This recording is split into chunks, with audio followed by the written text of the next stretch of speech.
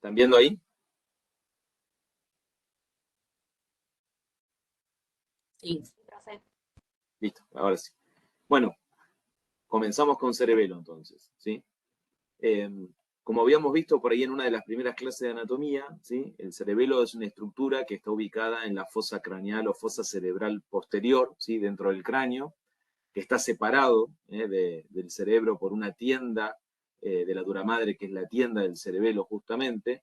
Su nombre ya proviene, digamos, de una estructura que parecía menor, ¿no? Por eso se lo denomina pequeño cerebro, pero fíjense que a pesar de tener el 10% del volumen total que tiene el cerebro, tiene más del 50% de todas las neuronas que tiene el cerebro.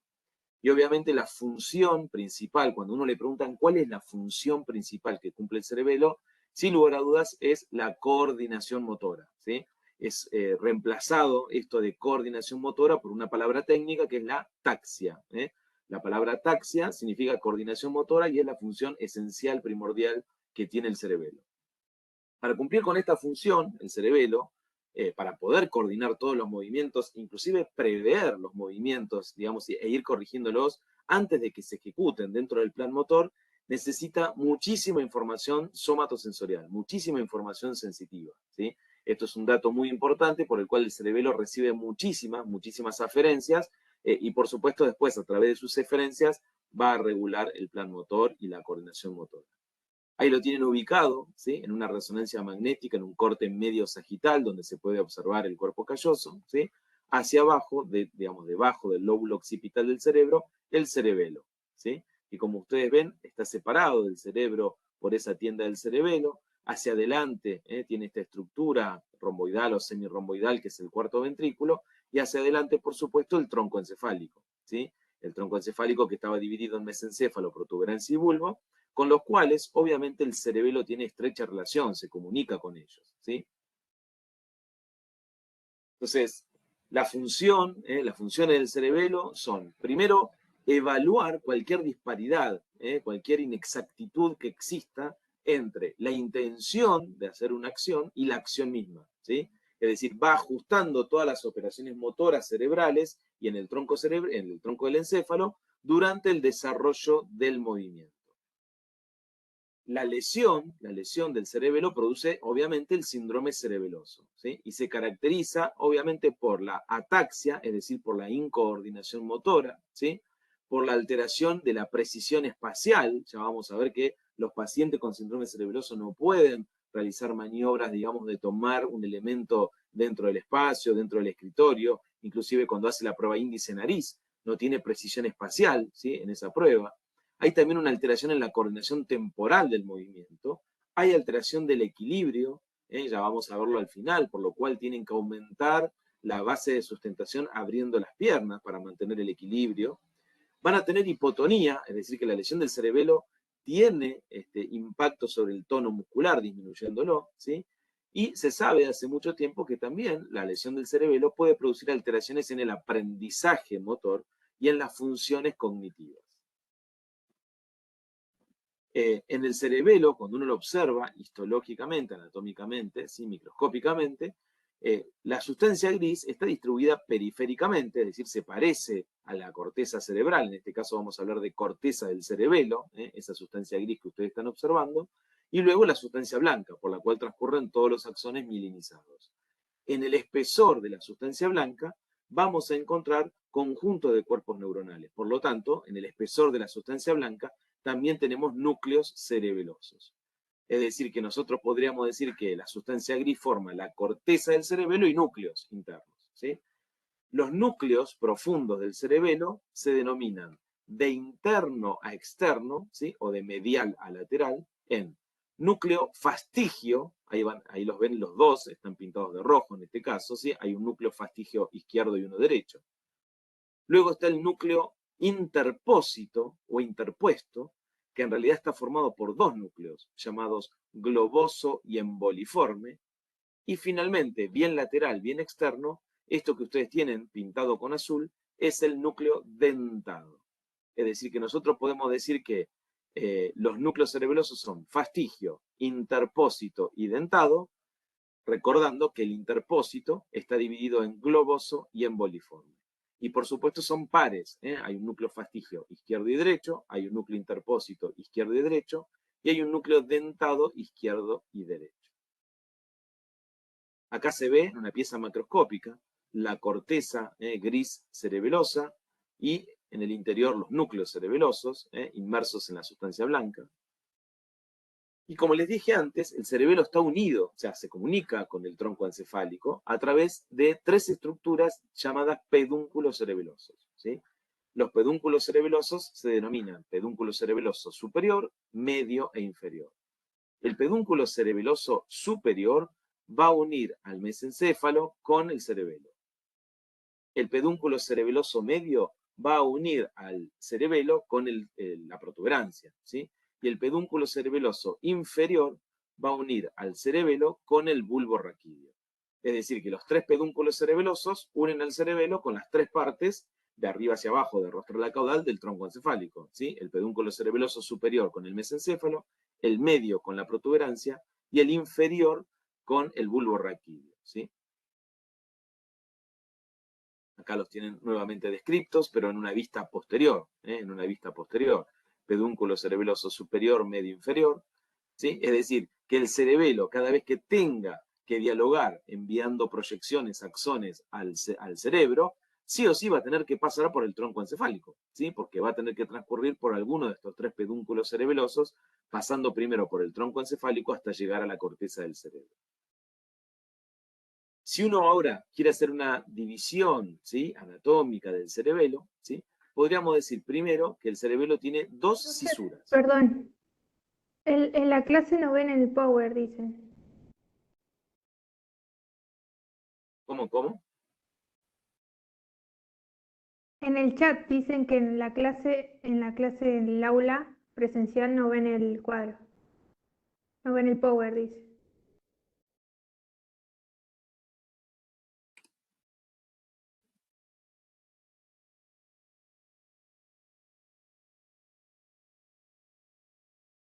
A ver, un segundito, disculpe.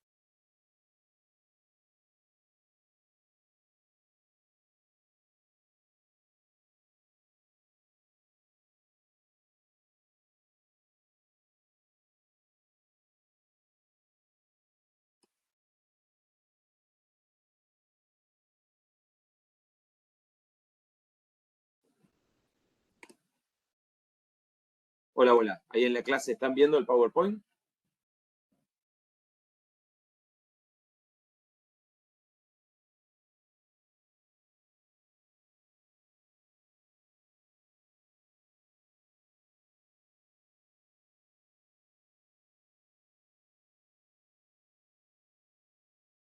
Hola. ¿Están escuchando en la clase, en el aula?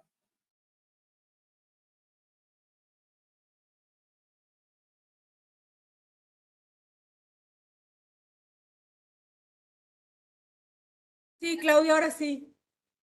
Ahora sí. Bueno, pero ¿están viendo el video también? ¿Están viendo, perdón, la presentación? Sí, ahora sí. Ahí nos muteamos.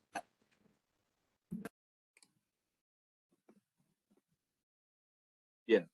Les estaba diciendo que el cerebelo, desde el punto de vista anatómico, ¿sí?, uno lo puede dividir con una cisura, llamada cisura primaria, que nos va a dejar dividido, ¿sí?, al cuerpo del cerebelo en un lóbulo anterior, que ahora lo van a ver porque acá lo tenemos desplegado, pero en realidad se llama lóbulo anterior justamente porque se encuentra bien anterior, y todo lo que está debajo del mismo en este dibujo, pero que sería detrás, en un lóbulo posterior. Es decir, que la fisura o cisura primaria divide el cerebelo en un lóbulo anterior y un lóbulo posterior, ¿sí?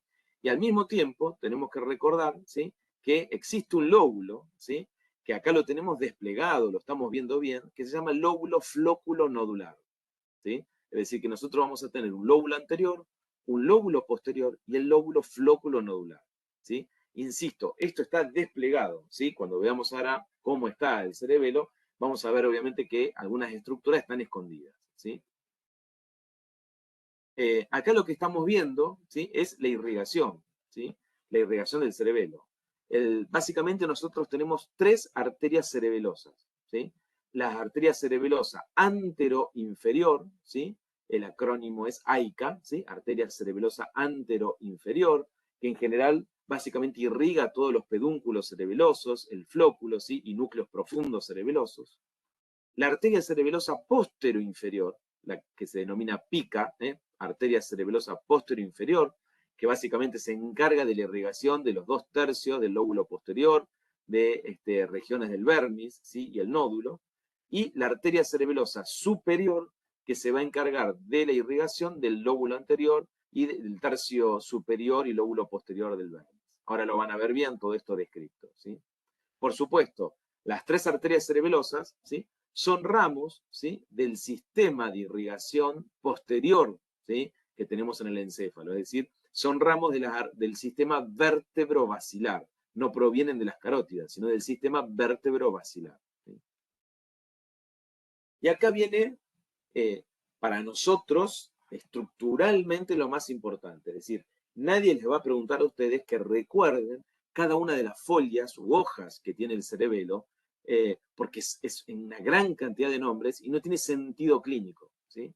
Entonces, para nosotros sí lo que importa es la división funcional que tiene el cerebelo, es decir, la división clínica, a la cual nosotros le podemos de alguna manera encomendar alguna función y por lo tanto cuando se lesiona algún signo o síntoma que aparezca en el paciente, ¿sí? En ese sentido, nosotros podemos decir que el cerebelo va a estar primero dividido en una porción central que como tiene una forma aguzanada, se lo llama vermis, ¿eh? Es decir, que la porción central del cerebelo es el vermis, ¿sí? Todo eso es la corteza central del cerebelo llamada vermis.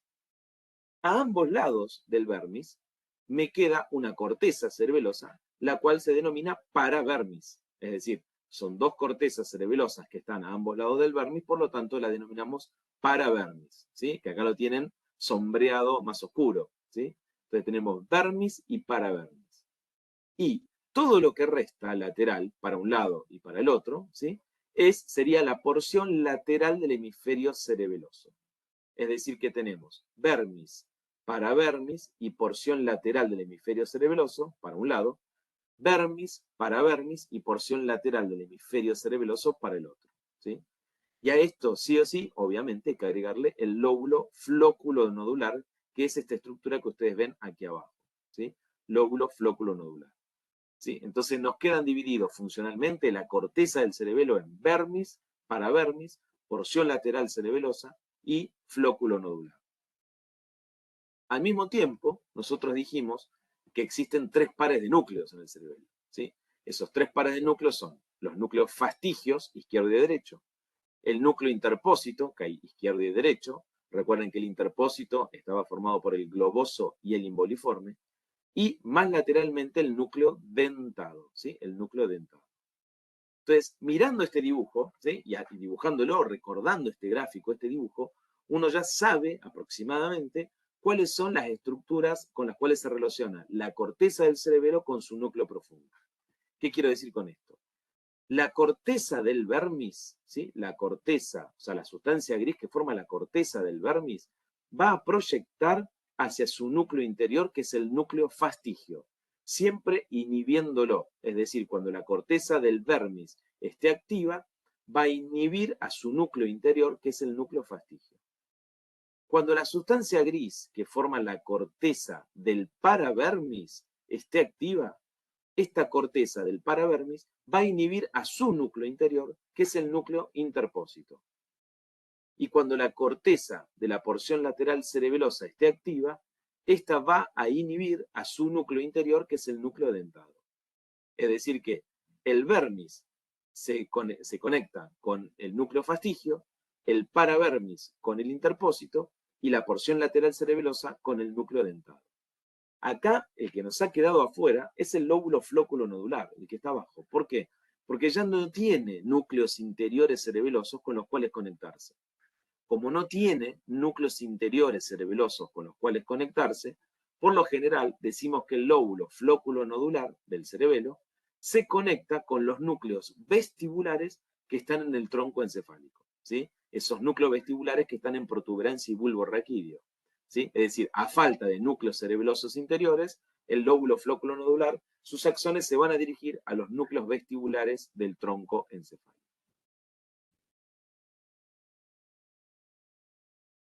voy a detener hasta acá para preguntarles a ustedes. ¿Se está entendiendo esto?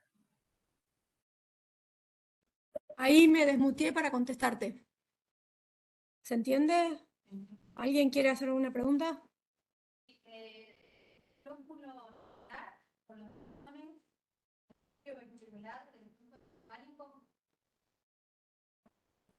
¿Querés bajarle el micrófono? Así Claudio también te escucha.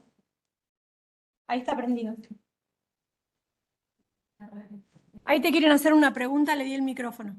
Dale, dale, buenísimo. Era lejos.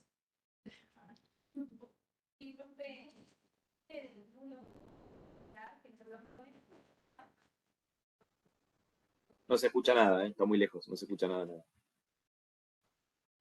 Ahí. A vos sí, será ella, ¿no? Ah, pará, yo me muteo. Hola, hola, no escucho, ¿eh? Si alguien está haciendo una pregunta, no se escucha.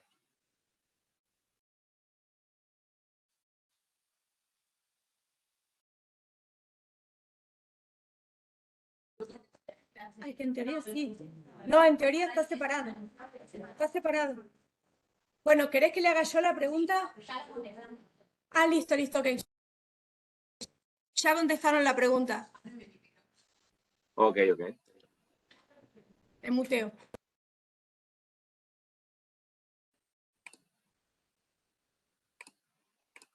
Bien. Lo que estamos viendo ahora, ¿sí? Es la corteza cerebelosa, ¿sí? La corteza cerebelosa tiene 3 capas corticales, ¿sí? Esa sustancia gris que forma la corteza tiene 3 capas. Esas capas se denominan la más externa, o sea, la más superficial, capa molecular, que están viendo acá, ¿sí? Luego una capa intermedia llamada capa de células de Purkinje y una capa interna, cortical, llamada capa granular, ¿sí? O de células granulosas. Entonces tenemos molecular, células de Purkinje y granulosa. Acá están viendo un corte donde se ven de nuevo la más superficial, la capa molecular, luego la capa de células de Purkinje y la capa, como les dije antes, digamos, la más interna que tiene células granulosas. Ahora les voy a mostrar que en esas 3 capas de la sustancia gris del cerebelo vamos a encontrar 5 tipos de neuronas diferentes, ¿sí? 5 tipos diferentes. Por ejemplo, ¿sí? Encontramos que en la capa que se llama de células de Purkinje es la más fácil, ¿sí? ¿Por qué? Porque en esa capa de células de Purkinje lo que vamos a encontrar es el soma o cuerpo de las células de Purkinje. Esa célula de Purkinje que ustedes están viendo acá dibujada en azul, ¿sí? El cuerpo lo tiene en la capa de células de Purkinje, pero fíjense que todas las dendritas, ¿sí? Sobresalen en las capas más superficiales, es decir, en la capa molecular, ¿sí? Como si fueran pelos parados, ¿sí? De esa cabeza o ese soma que se encuentra en la capa molecular. Mientras que el axón de la célula de Purkinje se mete en la profundidad, atravesando la capa granulosa y luego obviamente toda la sustancia blanca, ¿sí? Que la capa de células de Purkinje lo que contiene son los cuerpos o somas de las células de Purkinje, ¿sí? Luego lo que vamos a ver es que, se los muestro acá primero si quieren, que en la capa molecular, o sea en la más superficial, vamos a encontrar los cuerpos de 2 tipos de neuronas diferentes. De unas neuronas llamadas estrelladas y otras llamadas neuronas en cesto o neuronas basket, ¿sí? Ahí van a estar los cuerpos de estas neuronas. Como les dije antes, en la capa de células de Purkinje van a estar las células de Purkinje, y en la capa más profunda de la corteza, o en la capa interna de la corteza, que se llama capa granular, vamos a encontrar los cuerpos de 2 neuronas, las células de Golgi y las células granulares, que son las que le dan el nombre a esa capa, ¿sí? Y acá viene algo que es importante recordar para el día del examen, ¿no? Digamos, importante. Si bien la corteza del cerebelo tiene solo 3 capas, llamadas molecular, Purkinje y granular, dijimos que teníamos 5 tipos de neuronas diferentes. Fíjense en que de esas 5 tipos de neuronas, ¿sí? 4 de ellas son inhibitorias, liberan GABA. Fíjense que las células estrelladas, las células en cesto, que están en la capa molecular, son inhibitorias. Las células de Purkinje, que están en la capa de Purkinje, son inhibitorias. Y las neuronas de Golgi, que están en la capa granular, son inhibitorias. Las únicas neuronas excitatorias que liberan glutamato, ¿sí? Del cerebelo son las células granulares, cuyos cuerpos, obviamente, están en la capa granular, ¿no? Le dan el nombre. Entonces, si vuelvo al dibujo, ¿sí? Dijimos que, fíjense que las células, ¿sí? Las células granulares, que son estas pequeñas que ustedes están viendo acá, son las únicas neuronas excitatorias. ¿Qué es lo que hacen esas células granulares? Bueno, esas células granulares, si ustedes se fijan acá, ¿sí? Emiten prolongaciones, ¿sí? Que cuando suben se hacen superficiales, se dividen formando una especie de letra T, decimos nosotros, ¿sí? Una letra T. Ahora les voy a mostrar un dibujo un poquito mejor. Acá estamos. Fíjense lo siguiente. Acá, chiquitito, ¿sí? En rojo, ustedes tienen la célula granular. Esa célula granular emite una prolongación, un axón, que sube a la superficie, hasta la capa molecular, y ahí se divide en dos, ¿sí? Forma una letra T. ¿Y qué está haciendo esos axones a los cuales se ha dividido? O sea, esa letra T que se ha bifurcado a la célula granular. Bueno, justamente lo que hace es conectarse con centenares de miles de dendritas de la célula de Purkinje. La célula de Purkinje, si ustedes se acuerdan, el cuerpo estaba en la capa media de la célula de Purkinje, pero sus dendritas formaban esos pelos parados, ¿sí? Que estaban en la capa molecular, ¿sí? Entonces, la célula granular, que está en la capa más profunda, el axón lo emite, va a la superficie, se divide en T, y esa expansión de ese axón va a ser sinapsis, contacto sináptico con centenares de miles de dendritas de diferentes células de Purkinje, ¿sí? Como ustedes ven acá, esa prolongación, esa bifurcación que tuvo la célula granular, formando esa letra T, corre paralela a lo largo de la corteza, ¿sí? Una con otra. Por eso a esas divisiones de la célula granulosa se las denomina fibras paralelas, que es lo que ustedes están viendo aquí arriba. Ahora bien, lo que sabemos entonces es que la célula granular, que es la única neurona excitatoria, lo que hace es excitar a las dendritas de la célula de Purkinje, ¿sí? Pero ¿cuáles son las aferencias que recibe este cerebelo? Es decir, ¿cómo hace, digamos, la célula granular, ¿no? Para excitar a esas dendritas de la célula de Purkinje. Bueno, ahora lo que vamos a ver justamente es ese juego de aferencias y eferencias, ¿sí? Antes de esto, es importante entender, ¿sí? Que el cerebelo lo que hace justamente es predecir las consecuencias que tienen los movimientos, ¿sí? Y al mismo tiempo, aparte de predecir las consecuencias que pueden traer los movimientos, modula los movimientos mientras están en curso esos movimientos. Es decir, que en todo momento que yo me estoy moviendo, esa información de ese movimiento llega al cerebelo y el cerebelo va corrigiendo, obviamente para nosotros en forma imperceptible, ¿sí? En milisegundos, ese movimiento para que salga tal cual estaba predicho o armado, ¿sí? Esta predicción de las consecuencias del movimiento se aplican de alguna manera no solo a uno mismo, sino también a otros. Por ejemplo, estamos en una calle, como ustedes ven ahí en el video, ¿sí? En una calle que es concurrida, el cerebelo, a través obviamente de la aferencia visual, ¿sí? Nos permite calcular las trayectorias y los posibles resultados que podríamos tener de comportamientos como acelerarnos, desacelerarnos, ¿sí? Y va modulando ese movimiento de manera apropiada. Por supuesto, solo lo puede hacer si tiene la aferencia visual, ¿no? Si hay aferencias visuales que llegan al mismo, ¿sí?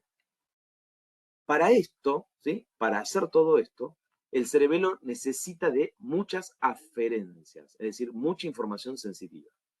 Y desde el punto de vista histológico, las aferencias de la corteza del cerebelo se pueden dividir en dos tipos. O son fibras llamadas musgosas o son fibras llamadas trepadoras, ¿sí?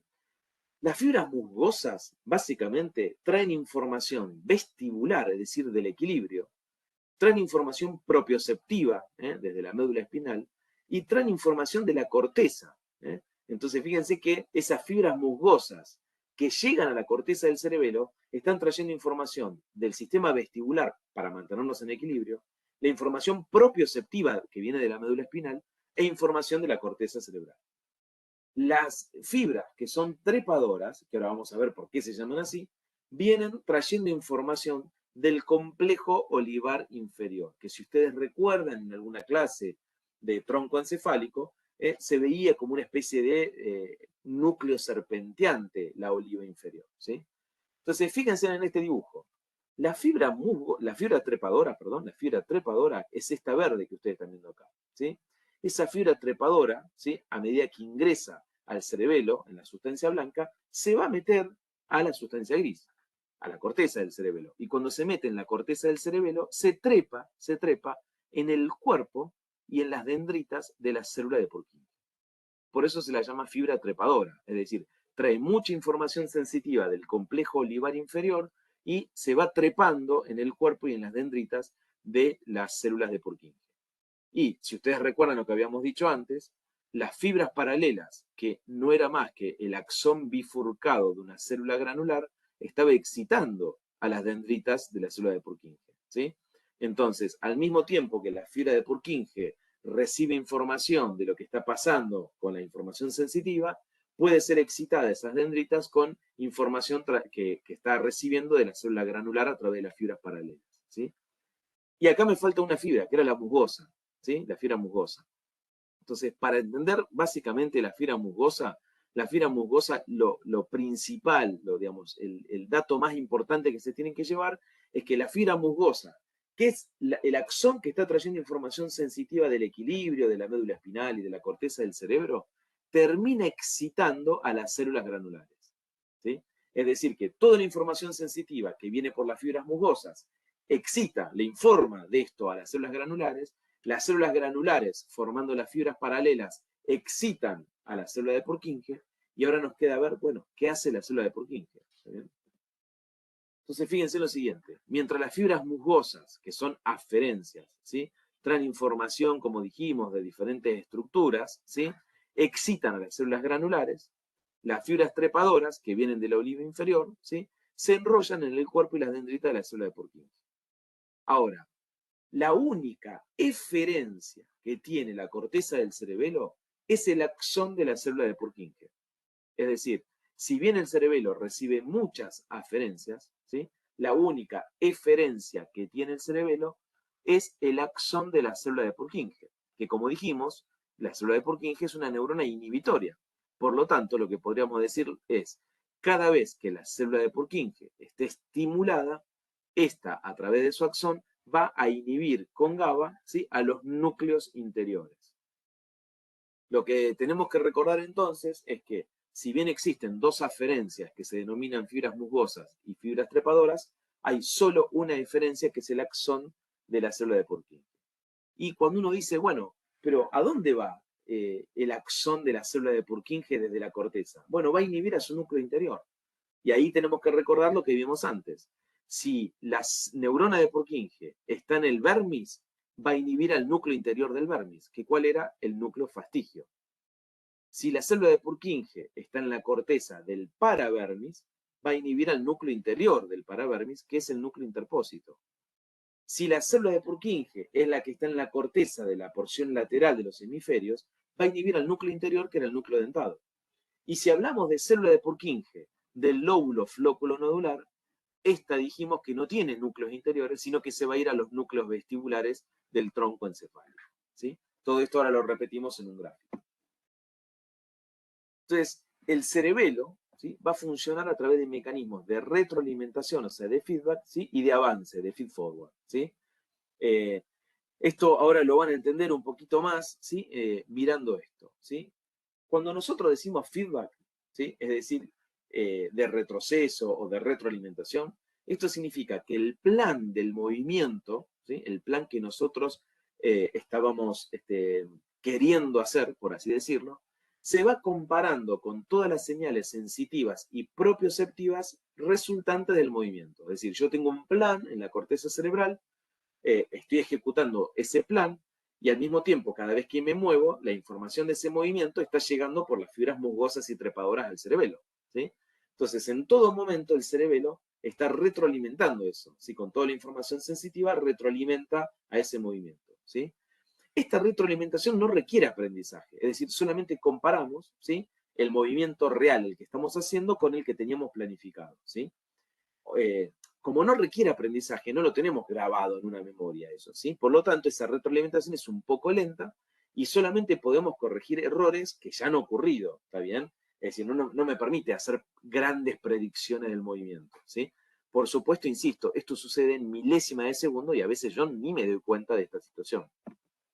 Ahora, el feed forward, el avance, significa hacer una reacción rápida, ¿sí?, como previniendo, ¿sí?, errores que pudiera cometer cuando empiezo el movimiento, ¿sí? Esto sí se basa en la experiencia, en el aprendizaje de la experiencia previa, ¿sí? A esto se lo llama aprendizaje asociativo, que lo van a ver en la clase de aprendizaje, ¿sí? Entonces, según todas nuestras experiencias, ¿sí?, aprendidas del movimiento, el cerebelo va calculando los resultados probables y predice, y entonces dice, lo hago, no lo hago, lo corrige de antemano. De esta manera, ¿sí? De esta manera se puede entender por qué tenemos diferentes signos y síntomas cuando se lesiona el cerebelo, ¿sí? Entonces, fíjense en qué sucede cuando se lesiona el lóbulo anterior del cerebelo. A esto se lo llama síndrome cerebeloso del lóbulo anterior, ¿sí? Y acá tienen algunas causas. Fíjense en que el etanol, el alcohol, es muy tóxico para las células de Purkinje, ¿eh? Y muy tóxico especialmente para las células de Purkinje de este lóbulo anterior. De hecho, la intoxicación aguda da una ataxia, una incoordinación de la marcha típica, que es obviamente la que están viendo en el video, ¿no? La que los oficiales, digamos, la policía nos obliga a hacer, obviamente, para ver si tenemos trastorno del equilibrio, ¿sí? Además, ¿sí? Vamos a tener ataxia de tronco, ¿sí? Es decir, va a haber incoordinación en los movimientos troncales de postura y de equilibrio, y va a haber nistagmus, que es un movimiento rápido y lento de los ojos coordinados, ¿sí? Donde el vermis tiene mucho que ver con esto, digamos, ¿sí? Pero obviamente no es que yo lo voy a ver al paciente y le voy a ver que los ojos se mueven, sino que cuando le provoque el movimiento ocular al paciente, voy a ver que hace movimientos sacádicos rápidos y lentos, y a eso se le denomina nistagmus, ¿sí? Ahora lo van a ver todo esto. Y también tenemos un síndrome cerebeloso del lóbulo posterior. Por supuesto, el paciente puede tener los dos, ¿sí? Completo, digamos, ¿sí? Pero hay algunas pequeñas diferencias. Cuando hay una lesión del lóbulo posterior del cerebelo, hay alteración de la coordinación mano-ojo. Por ejemplo, no vamos a poder hacer bien esta prueba que se está viendo ahí, que es la prueba índice-nariz o talón-rodilla, ¿sí? No vamos a poder coordinar movimientos alternantes entre agonistas y antagonistas. A esto se lo llama adiadococinesia o disdiadococinesia, ¿sí? No podemos calcular la trayectoria correcta hacia un objeto, es decir, vamos a querer agarrar un objeto y nos pasamos o nos quedamos cortos, esto se denomina dismetría, ¿está bien? Y vamos a tener problemas en la articulación de la palabra, a eso se lo llama disartria. En general, los síndromes cerebelosos posteriores suelen deberse a enfermedades desmielinizantes o isquemias, infartos cerebelosos, ¿sí? Ahora, lo otro importantísimo, importantísimo que me tengo que llevar de acá, es que todo lo que es el neocerebelo, es decir, la porción más lateral del cerebelo, que es la que dialoga con la corteza del cerebro, ¿sí? Que es la que controla la actividad de la corteza motora, ¿sí? El cerebelo lo que hace es controlar la actividad de la corteza cerebral motora contralateral, ¿sí? Y como ustedes ya aprendieron en la clase pasada, que la corteza motora primaria del cerebro, ¿sí? Se cruza, es decir, a través del haz piramidal, ¿no? O del haz córtico-espinal cruzado, se cruza en las pirámides vulvares, la corteza del cerebro controla el movimiento contralateral. Por lo tanto, ¿sí? Esto es importante, ¿sí? Cuando yo tengo lesionado, ¿sí? El hemicerebelo derecho, las manifestaciones son del mismo lado donde está dañado el cerebelo, son ipsilaterales. ¿Por qué? Porque el cerebelo controla a la corteza contraria, pero esa corteza luego controla el movimiento contrario. Por lo tanto, es como estar volviendo al mismo lugar, ¿sí? Por lo tanto, si un paciente tiene signos y síntomas cerebelosos del lado derecho del cuerpo, hay que presumir que la lesión es del hemisferio cerebeloso derecho. Si las manifestaciones son del lado izquierdo del cuerpo, es un síndrome cerebeloso izquierdo, ¿sí? Voy a frenar un segundo para que me hagan preguntas hasta acá. Ahora les explico cómo sucede todo esto, ¿no? Preguntas que quieran hacerme, vamos. Ahí va, Claudia, ahí te decimos. ¿Alguien tiene preguntas? No, parece que no. No hay preguntas. ¿Qué? Profe, ¿podrías explicar lo último? O sea, ¿no es que si está lesionado el hemisferio derecho voy a tener un problema en el lado izquierdo? Eso es del cerebro, de la corteza motora del cerebro. Eso es correcto, es lo que estudiamos, ¿sí? Tu corteza motora derecha, ¿no? Gobierna el hemicuerpo izquierdo. Eso es porque el haz piramidal o córtico-espinal cruzado se cruza, ¿sí? Se cruza. Eso está claro, el cerebro, la corteza motora del cerebro derecho gobierna el hemicuerpo contrario. Eso no hay duda, ¿sí? Ahora, el cerebelo tiene una particularidad, que el hemisferio cerebeloso derecho, ¿sí? Derecho, trabaja con el hemisferio cerebral izquierdo. ¿Sí? ¿Se entiende? O sea, el cerebelo derecho regula al cerebro izquierdo, o sea, contrario.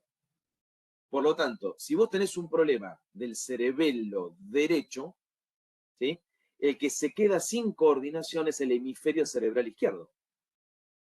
No sé si se entiende esto. ¿Sí? Y si el hemisferio cerebral izquierdo, ¿sí?, es el que se quedó sin coordinación, ¿dónde va a estar el problema motor? Del lado derecho. Del lado derecho, del mismo lado. Claro, exactamente. ¿Sí? Entonces, las manifestaciones cerebelosas son ipsilaterales. Son siempre del mismo lado. ¿Sí? Cuando digo manifestaciones me refiero a cómo va a venir el paciente. ¿Sí? O sea que si el paciente tiene temblor en la mano, cuando haga un movimiento tiene temblor en la mano derecha, el problema está en el hemisferio cerebeloso derecho. ¿Sí? Eso es lo que tiene que quedar claro. No sé si se entendió. Sí, sí, gracias.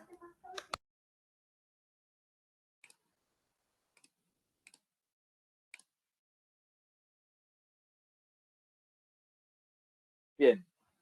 En una diapositiva de la clase anterior, cuando empezaba la clase, ¿sí?, de sistemas motores, veíamos que nosotros decíamos que el sistema motor tiene un orden jerárquico. ¿Sí? Arriba está la corteza del cerebro, luego está el tronco encefálico, después está la médula espinal y obviamente abajo de todo el músculo esquelético. ¿Sí? Entonces, ¿dónde poníamos al cerebelo acá y a los núcleos de la base? Los poníamos arriba. El cerebelo y los núcleos de la base, ¿sí?, controlan el movimiento, pero lo hacen trabajando sobre la corteza del cerebro o sobre el tronco encefálico. Pero bajo ningún punto de vista, ¿sí?, controlan a la médula espinal ni controlan mucho menos a los músculos esqueléticos. ¿Sí? Entonces, ¿cómo hace el cerebelo para controlar, digamos, para regular y coordinar el movimiento?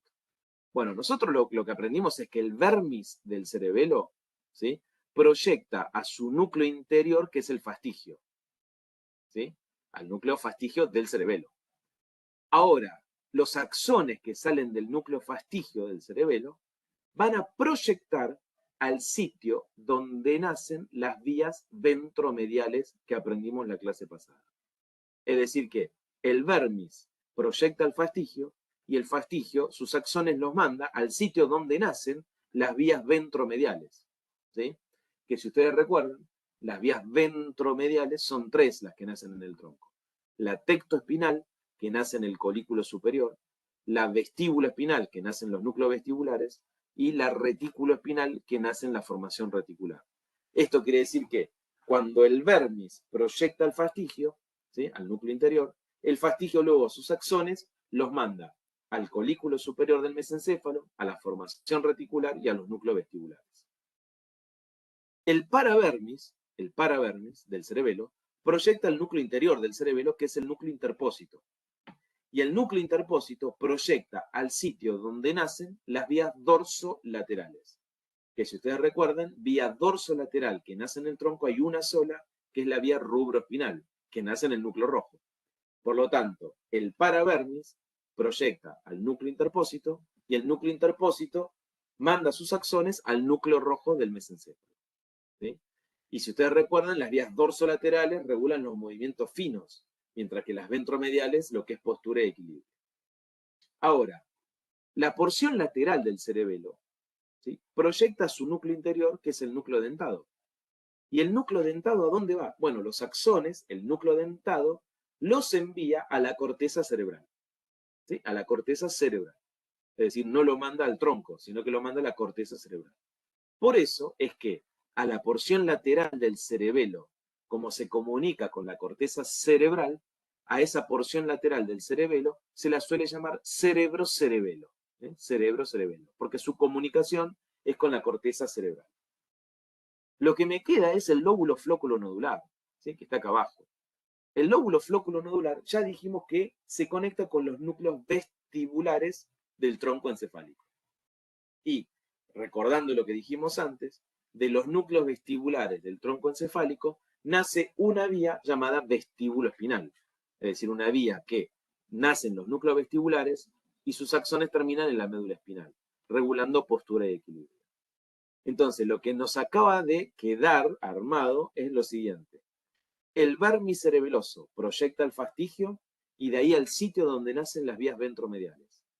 El paravermis proyecta al interpósito y de ahí donde nacen las vías dorsolaterales. La porción lateral cerebelosa proyecta a la corteza cerebral y el lóbulo flóculo nodular proyecta a los núcleos vestibulares. ¿Sí? Ahora lo van a ver de nuevo. Resumiendo esto, si ustedes recuerdan, decíamos que en la médula espinal nosotros teníamos motoneuronas ventromediales que regulaban músculos axiales y proximales para postura de equilibrio. Pero también en la médula espinal teníamos motoneuronas dorsolaterales que regulaban los músculos distales. En el tronco encefálico teníamos 3 vías ventromediales: tecto espinal, retículo espinal y vestíbulo espinal. Por lo tanto, se encargaban de postura de equilibrio. Y en el tronco encefálico tenemos una sola vía dorsolateral, que es la rubroespinal, porque nace en el núcleo rojo.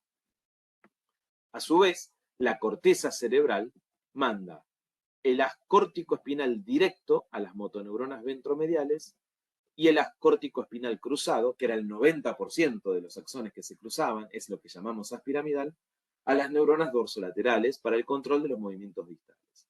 Esto que está acá es el resumen de la clase pasada, ¿sí? Lo que tenemos que meter ahora en este gráfico complejo es el cerebelo. Entonces lo que aprendimos es lo siguiente. El vermis del cerebelo va a proyectar al núcleo fastigio. Y el núcleo fastigio del cerebelo al sitio donde nacen las vías ventromediales. Por lo tanto, ¿sí?, eran la vía tectoespinal, retículo espinal y vestíbulo espinal. El paravermis del cerebelo proyecta al núcleo interpósito y este al sitio donde nacen las vías dorsolaterales, que había una sola, que es la rubroespinal, o sea, que proyecta el núcleo rojo. Y la porción lateral del cerebelo proyecta el núcleo dentado y el núcleo dentado se va a la corteza del cerebro. Por eso era lo que llamábamos cerebro-cerebelo. Nos quedaba el lóbulo flóculo nodular, cuyos axones van a los núcleos vestibulares. Y de los núcleos vestibulares nace una vía llamada vestíbulo espinal para los movimientos axiales y proximales, o sea, para postura y equilibrio. Esto que está acá es el resumen de todo el sistema motor visto hasta este momento, ¿sí? Como a veces es difícil recordar todo esto, pero hay que recordarlo, ¿sí? Pero es difícil, también me ayuda este dibujo. Si ustedes recuerdan, cuando nosotros vimos la corteza sensitiva, por ejemplo, del cerebro, hablábamos del homúnculo, ¿no? El homúnculo sensitivo. Es decir, las diferentes partes del cuerpo están representadas en la corteza del cerebro. Bueno, fíjense en que también tenemos un homúnculo en la corteza del cerebelo, ¿sí? Pero hay muchas representaciones del cuerpo en la corteza del cerebelo. Y fíjense en cómo está representado. Si yo recuerdo este dibujo, todo me es más fácil. ¿Por qué? Dijimos que la porción media del cerebelo se llama vermis. ¿Sí? Vermis. ¿Qué controlará el vermis, que es la porción central del cerebelo? Justamente los músculos del tronco. Ven que tienen los dos hombrecitos con los troncos dispuestos hacia el vermis. Por lo tanto, el vermis proyecta el fastigio y el fastigio al sitio donde nacen las vías ventromediales que regulan postura y equilibrio, o sea, todo lo que es tronco, o sea, la cintura escapular, pelviana, ¿sí?, y el tronco, ¿sí?, para mantener la postura y el equilibrio. Ahora, fíjense en que el paravermis, ¿sí?, ahí está dibujado todo lo que es la parte más distal del cuerpo, porque el paravermis, ¿sí?, el paravermis proyecta el núcleo interno, que es el interpósito, y este es el sitio donde nace las vías dorsolaterales, que es la vía rubroespinal, el núcleo rojo del mesencéfalo. Y una vía dorsolateral lo que hace es regular los movimientos finos, por ejemplo, los dedos de la mano o del pie, ¿sí? Por eso, sobre el paravermis tienen dibujado las manos y los pies, ¿sí? Y luego, fíjense que la porción más lateral del cerebelo, ¿sí?, dijimos que proyecta el núcleo interior, que es el dentado, y de ahí a la corteza cerebral, ¿eh? Por eso se lo llama cerebro-cerebelo. Entonces, no es tan complejo, ¿sí?, cuando uno empieza a unir un poco por ahí este gráfico con lo anterior. Veamos el síndrome, ¿sí? ¿Cómo se evalúa el cerebelo? Bueno, se evalúa por la prueba índice-nariz, que es la que ustedes están viendo acá, que ustedes tienen que hacer después en habilidades. Acá tienen cómo se hace la prueba índice-nariz. Primero lo podemos hacer con los ojos abiertos, pero después le tenemos que indicar que cierre los ojos. O la prueba talón-rodilla. Fíjense que le decimos que coloque su talón en la rodilla contraria y lo deslice hacia abajo y luego lo coloque al lado, ¿sí? De un lado y del otro con los ojos cerrados. También evaluamos la diadococinesia, es decir, la posibilidad de hacer movimientos alternos de músculos agonistas y antagonistas. Por ejemplo, puede ser de pronosupinación, como están viendo acá. Le podemos indicar al paciente que enrosque una lamparita, por ejemplo, o que ponga las manos en sus muslos y haga movimientos de pronación y supinación alternantes. Eso se llama diadococinesia, lo normal. Si no, podemos evaluarla acá, la diadococinesia. Y acá estamos viendo un paciente con síndrome cerebeloso. Fíjense en la ataxia de la marcha. Es decir, fíjense que el paciente, cuando camina, si llega a juntar las piernas, se cae, se destabiliza. Entonces tiene que aumentar la base de sustentación. Acá están viendo un actor, un médico, ¿no? La marcha cerebelosa, ¿no? Cuando junta los pies, se desestabiliza. Acá ven chiquitos con atrofia cerebelosa, como también tienen incoordinación y se caen, o se desestabilizan.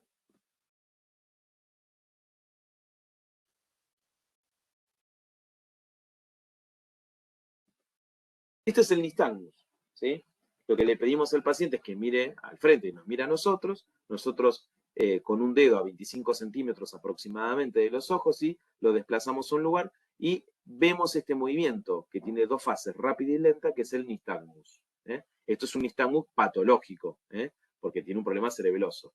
Nosotros tenemos un nistagmus fisiológico que suele verse cuando viajamos en tren y miramos por la ventanilla. Fíjense que acá el nistagmus, en vez de ser horizontal, es medio vertical. Es vertical. Esto en general habla de lesiones más graves.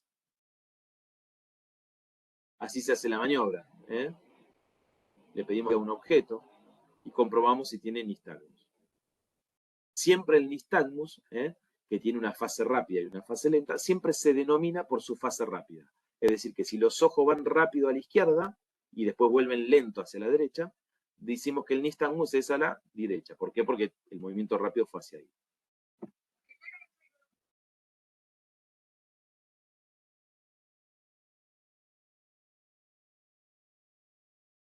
Esto que están escuchando, si escuchan. No se escucha, Es lo que se llama disartria. ¿Sí? La disartria es un arrastre de las palabras.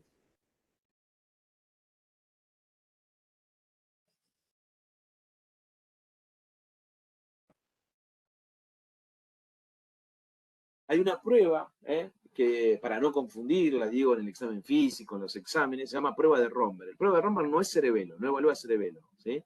La prueba de Romberg, nosotros al paciente le decimos que con los ojos abiertos, junte las piernas, los brazos a ambos lados del cuerpo, ¿sí? Y vemos si tiene oscilación. Luego le pedimos que cierre los ojos, ¿sí? Entonces, si el paciente al cerrar los ojos, ¿sí?, oscila, decimos que la prueba de Romberg es positiva, ¿sí? Y esto en general habla o de un síndrome vestibular o de los cordones posteriores, o sea, de la vía lemniscal, ¿sí? El paciente que tiene un problema cerebeloso, ¿sí?, ya de por sí, cuando le decimos que junte las piernas con los ojos abiertos, empieza a oscilar, pero eso no es una prueba de Romberg. Entonces, ¿qué tiene el síndrome cerebeloso? Ataxia es lo principal, lo que me tengo que acordar, la incoordinación motora, hipotonía, disminución del tono, temblor de intención, es decir, cuando hace un movimiento es el temblor, no es en reposo, sino que es de intención. Dismetría, imposibilidad de tomar elementos, o sea, de dirigirse espacialmente hacia un objeto. Nistagmus, este movimiento que veíamos con fase rápida y lenta. Adiadococinesia, imposibilidad de hacer movimientos alternantes. Aumento de la base de sustentación, es decir, abre las piernas para no caerse. Y disartria, que es problema en la articulación fonatoria de la palabra. Fíjense acá la ataxia, le pedimos que se toque la punta de la nariz, entonces se observa bien el temblor y la incoordinación motora. Si les preguntara a ustedes qué cerebelo está dañado, ¿el derecho o el izquierdo?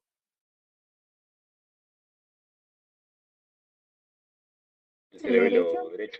El derecho.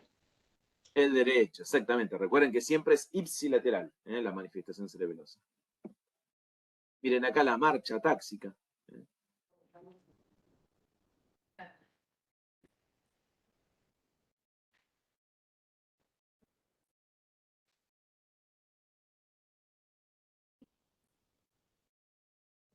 la taxidismetría, la prueba índice nariz. Fíjense cómo tiene fallas espaciales, ¿no? En este caso sería izquierdo, ¿no? El síndrome cerebeloso. Miren, en este caso, cómo se pasa, ¿no? Tiene dismetría.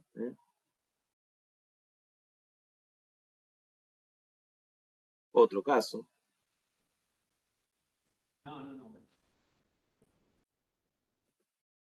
Acá tienen la prueba talón-rodilla con dificultad. Ven que no la puede hacer correcto. Recuerden que la orden es que se toque con el talón la rodilla contraria y lo deslice.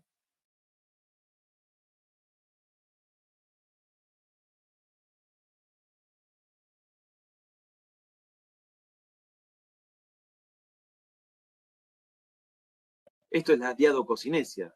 Ahí Le te pedimos que haga... preguntan cómo se vería Sí, la sí. prueba talón-rodilla patológica. Así como lo están viendo, porque esto se hace rápido. El paciente le pedimos que el talón lo lleve a la rodilla contraria y lo deslice rápidamente hacia abajo y que lo coloque al lado. ¿Se entiende? ¿Sí? Esto es lo que no puede hacer este paciente. ¿Sí? Fíjense lo que tarda en hacer eso, ¿no? De hecho, se vale mucho de la propiocepción, digamos, del tacto, ¿no? Más que del cerebelo. Acá les decía que están viendo la adiadococinesia. Fíjense la imposibilidad de hacer movimientos alternantes, ¿no? Se confunde. Acá tienen otro. Fíjense la lentitud, ¿no?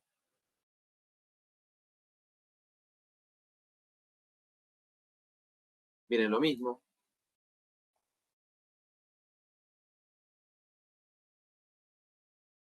Adiadococinesia.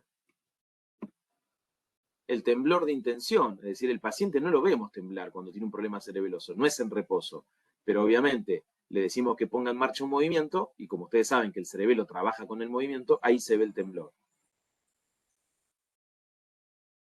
Otra dismetría con ataxia.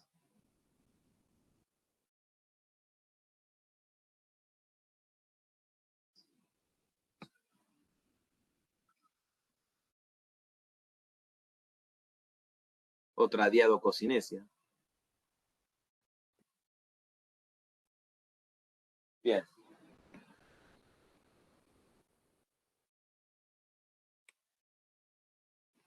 Recuerden, digamos, cuando uno, Quieren hacer ya una los dejo a pregunta, ustedes, Claudio.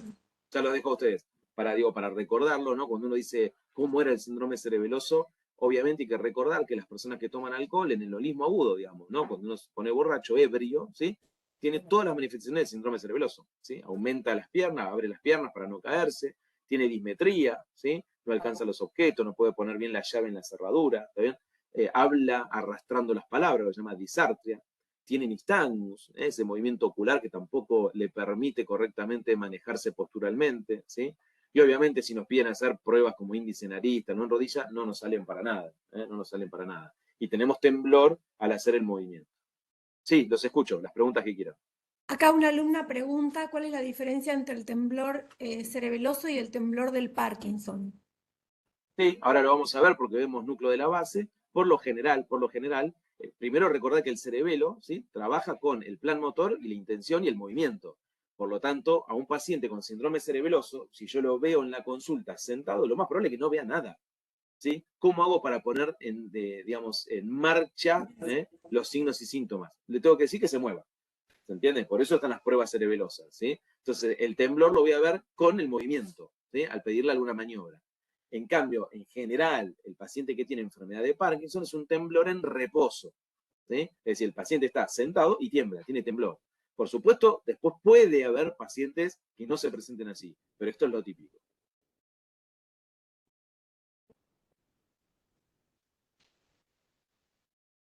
¿Se aclaró la pregunta? Sí, ¿Alguna otra pregunta?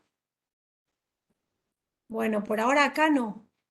Ok, el resto, preguntas que quieran hacer.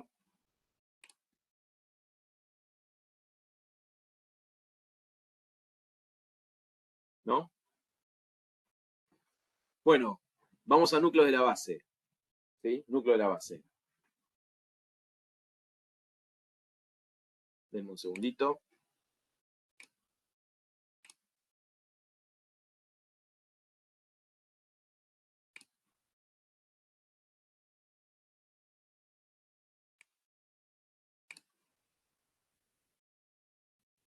Ustedes me dicen si están viendo presentación.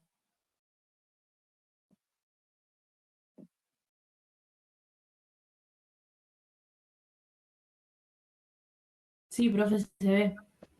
Perfecto, buenísimo.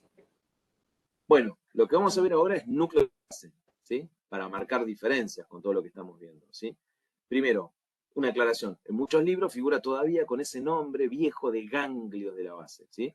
Ustedes ya saben la diferencia entre núcleo y ganglio, ¿sí? Un núcleo es un conjunto de cuerpos neuronales en el sistema nervioso central. Por lo tanto, todo lo que vamos a ver hoy son núcleos de la base, es decir, son estructuras que están dentro del cerebro o del mesencéfalo, ¿sí? Cuando hablamos de ganglios, son estructuras que están, o sea, cuerpos de neuronas que están fuera, ¿eh? Pero lo correcto es hablar de núcleos de la base, ¿sí? Entonces, los núcleos de la base son grandes núcleos subcorticales que participan en el control y la regulación del movimiento. Por lo general no inician el movimiento, porque ustedes saben que el movimiento se inicia gracias a la corteza motora primaria del cerebro, ¿sí? Pero lo que se sabe de hace mucho tiempo es que las lesiones de los núcleos de la base producen, por ejemplo, que al paciente le aparezca temblor y algunos otros movimientos involuntarios, algunos van a ver videos hoy, alteraciones también en el tono muscular y en la postura, puede aparecer mucha lentitud en los movimientos, pero no quedarse plégicos, no paralizados, como sucedía con la neurona motora superior. Y también se sabe de hace mucho tiempo que estos pacientes experimentan deterioro cognitivo, trastornos de memoria, del aprendizaje, ¿sí? Psicosis, muchos de ellos, y muchas veces también alteraciones del sistema nervioso autónomo, ¿sí? ¿Cuáles son los núcleos de la base? Bueno, depende del libro, puede incluirse alguno más o menos, pero tenemos que recordar por lo menos lo siguiente. Primero tenemos el núcleo caudado, ¿sí? El núcleo caudado, si ustedes miran el dibujito de arriba a la izquierda de la pantalla, ¿sí? Fíjense que el núcleo caudado tiene una forma de letra C, donde también se puede reconocer una cabeza, adelante, un cuerpo y luego la cola hacia abajo, ¿sí? Es decir, tiene forma de letra C, con cabeza, cuerpo y cola. Claro, esto es si lo vemos así, en un corte así lateral, digamos, o sagital. Pero cuando nosotros hagamos un corte frontal o coronal del cerebro, ¿sí? Vamos a ver que acá, justo debajo del ventrículo lateral, vamos a tener el núcleo caudado, básicamente la cabeza del núcleo caudado, ¿sí? O parte del cuerpo, ¿sí? Y a veces, depende de dónde nos toque el corte, podríamos ver por acá abajo la cola, ¿sí? Recuerden que es como si yo cortara así, ¿no? Si cortara así. Entonces, a veces vamos a poder ver, ¿sí? Arriba la cabeza o el cuerpo y abajo la cola, ¿sí? Pero depende eso del corte que hagamos. Si el corte es más anterior, solo veremos la cabeza. Si el corte está en el medio, por ahí vemos el cuerpo y la cola, ¿sí? Y si vamos bien para atrás, en general vemos cabeza y poco la cola, ¿sí? Eso va a depender, como dije, del corte.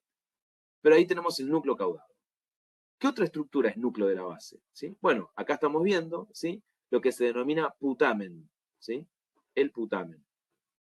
Por dentro del putamen nos queda un núcleo que se llama globo pálido, ¿sí? El globo pálido tiene dos segmentos, un segmento externo y un segmento interno, ¿sí?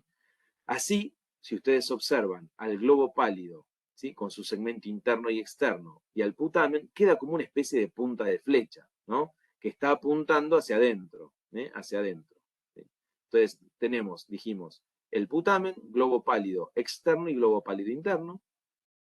Luego tenemos acá otro núcleo, llamado núcleo subtalámico de Lewis, llamado así porque está debajo del tálamo, núcleo subtalámico de Lewis. Y algunos autores dicen que el tálamo también tendríamos que decir que es un núcleo de la base, porque está en la base del cerebro, ¿sí? Entonces, algunos autores dicen el tálamo es un núcleo de la base, así que podríamos incluirlo obviamente como núcleo de la base. Acá lo que están viendo, además, ¿sí? Además, es la sustancia negra del mesencéfalo, ¿eh? La sustancia negra del mesencéfalo, nosotros la vimos en el tronco del encéfalo, ¿sí? La vimos en el mesencéfalo. Lo que pasa es que el comportamiento, a pesar de que es una estructura del mesencéfalo, se comporta como un núcleo de la base del cerebro por la gran cantidad de conexiones que tiene con los otros, ¿sí? Entonces nosotros podemos decir que tenemos el caudado, el putamen, el globo pálido interno y externo, el tálamo, el núcleo subtalámico de Lewis, la sustancia negra del mesencéfalo, ¿sí? Acá los tienen en un corte horizontal, ¿sí? Fíjense en lo siguiente. Todo lo que está pegado al tercer ventrículo es el tálamo, el tálamo, ¿sí?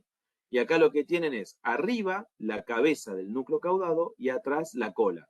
¿Se acuerdan que tiene forma de letra C? Acá no podemos ver el cuerpo, ¿sí? Por el tipo de corte, por el lugar donde pasó. Pero vemos la cabeza y vemos la cola. Es decir, que si vemos cabeza y cola, no vemos el cuerpo, ni siquiera en una tomografía, en un corte así, ¿sí? Y luego tenemos esa punta de flecha que dijimos, el putamen afuera, el globo pálido externo y el globo pálido interno, ¿sí? Entonces, esta es otra forma de observarlos. Fíjense en lo siguiente, ¿no? Para recordar esto, digo, de las primeras clases. Lo que están viendo acá, ¿sí? Lo que yo estoy marcando con mi flecha acá, es la cisura de Silvio, ¿sí? Por lo tanto, esto sería, en la profundidad de la cisura de Silvio, el lóbulo de la ínsula de Rayleigh, ¿eh? Lóbulo de la ínsula de Rayleigh, ese lóbulo oculto que tenía la cara externa del cerebro, ¿sí? Ahora, si yo me meto adentro, ¿sí? Mucho más adentro, caigo en este pedacito de sustancia blanca. Lo voy a marcar del otro lado, ¿sí? Esto es el lóbulo de la ínsula de Rayleigh y luego tengo sustancia blanca, ¿eh? Sustancia blanca. Si me voy más adentro, veo una línea delgada de sustancia gris, ¿sí? Esa línea delgada de sustancia gris es un núcleo, ¿sí? Y se llama, a ese núcleo se lo llama claustro o antemuro, ¿eh? Claustro o antemuro, porque está antes del muro que forma el lóbulo de la ínsula, ¿eh? Claustro o antemuro. Para nosotros hoy no tiene relevancia, ¿eh? No, solamente lo nombramos. Y lo nombramos ¿por qué? Porque si yo me meto más adentro del claustro antemuro, tengo de nuevo sustancia blanca. Y luego de esa sustancia blanca más adentro, recién ahí viene el putamen, luego el globo pálido externo y el globo pálido interno. Si me voy más adentro, tengo esta sustancia blanca más grandota, que se llama cápsula interna. Y luego de la cápsula interna voy a encontrarme con el tálamo, ¿sí? Es decir que yo puedo decir lo siguiente, tengo tálamo bien interno, la cápsula interna, el globo pálido interno, el globo pálido externo, el putamen.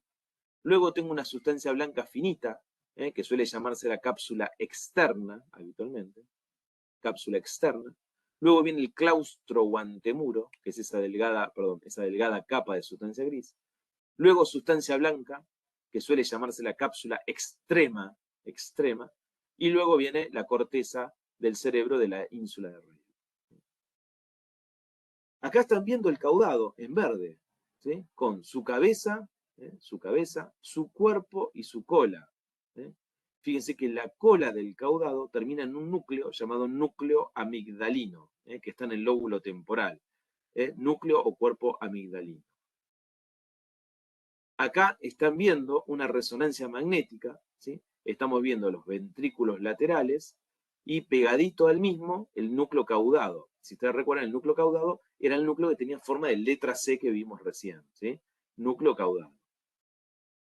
Acá también estamos viendo el núcleo caudado, pero ya no lo vemos entero, ¿sí? Acá estamos viendo ventrículos laterales, tercer ventrículo, por lo tanto, si está el tercer ventrículo, a ambos lados están los tálamos, ¿sí? Esto es el tálamo de un lado y el tálamo del otro, ¿sí? Pero lo que vemos abajo, formando como el piso del ventrículo lateral, está el núcleo caudado, el núcleo caudado, ¿sí? Y más hacia afuera vemos una masa de sustancia gris, que es el putamen. Acá están viendo de nuevo el putamen, ¿sí? El tálamo, ¿sí? El tálamo. Y esta es una clasificación anatómica, por las dudas, digo, si lo leen así en algunos libros, que es la siguiente. El núcleo putamen con el globo pálido, que recuerden es esa estructura en forma de triángulo, putamen y globo pálido, suele llamárselo en algunos libros como núcleo lenticular, ¿sí? Y la unión del núcleo lenticular con el caudado suele llamárselo cuerpo estriado, ¿sí? De cualquier manera, nadie les va a preguntar esto estructuralmente anatómico, sino que lo que importa es lo que vamos a ver ahora de nuevo, lo funcional, ¿no? ¿Cómo funcionan estos núcleos? Para hablar de esto, de los núcleos de la base y de cómo funcionan, nosotros tenemos que aprender que podemos describir en los núcleos de la base dos vías o dos circuitos. A una la vamos a llamar vía directa y a otra vía indirecta. La vía directa se llama vía directa porque, como van a ver ahora, estimula a través del tálamo a la corteza motora, facilitando el movimiento de una manera más o menos directa, ¿sí? Sin pasar por muchos núcleos. Entonces, la vía directa es una vía que cuando está estimulada esa vía, va a facilitar el movimiento porque a través del tálamo estimula las cortezas motoras.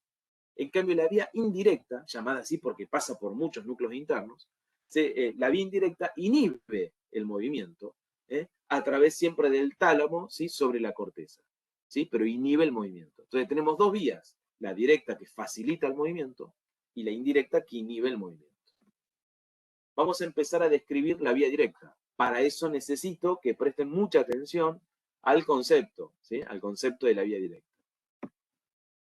Nosotros podemos empezar a describir la vía directa a partir de la corteza del cerebro.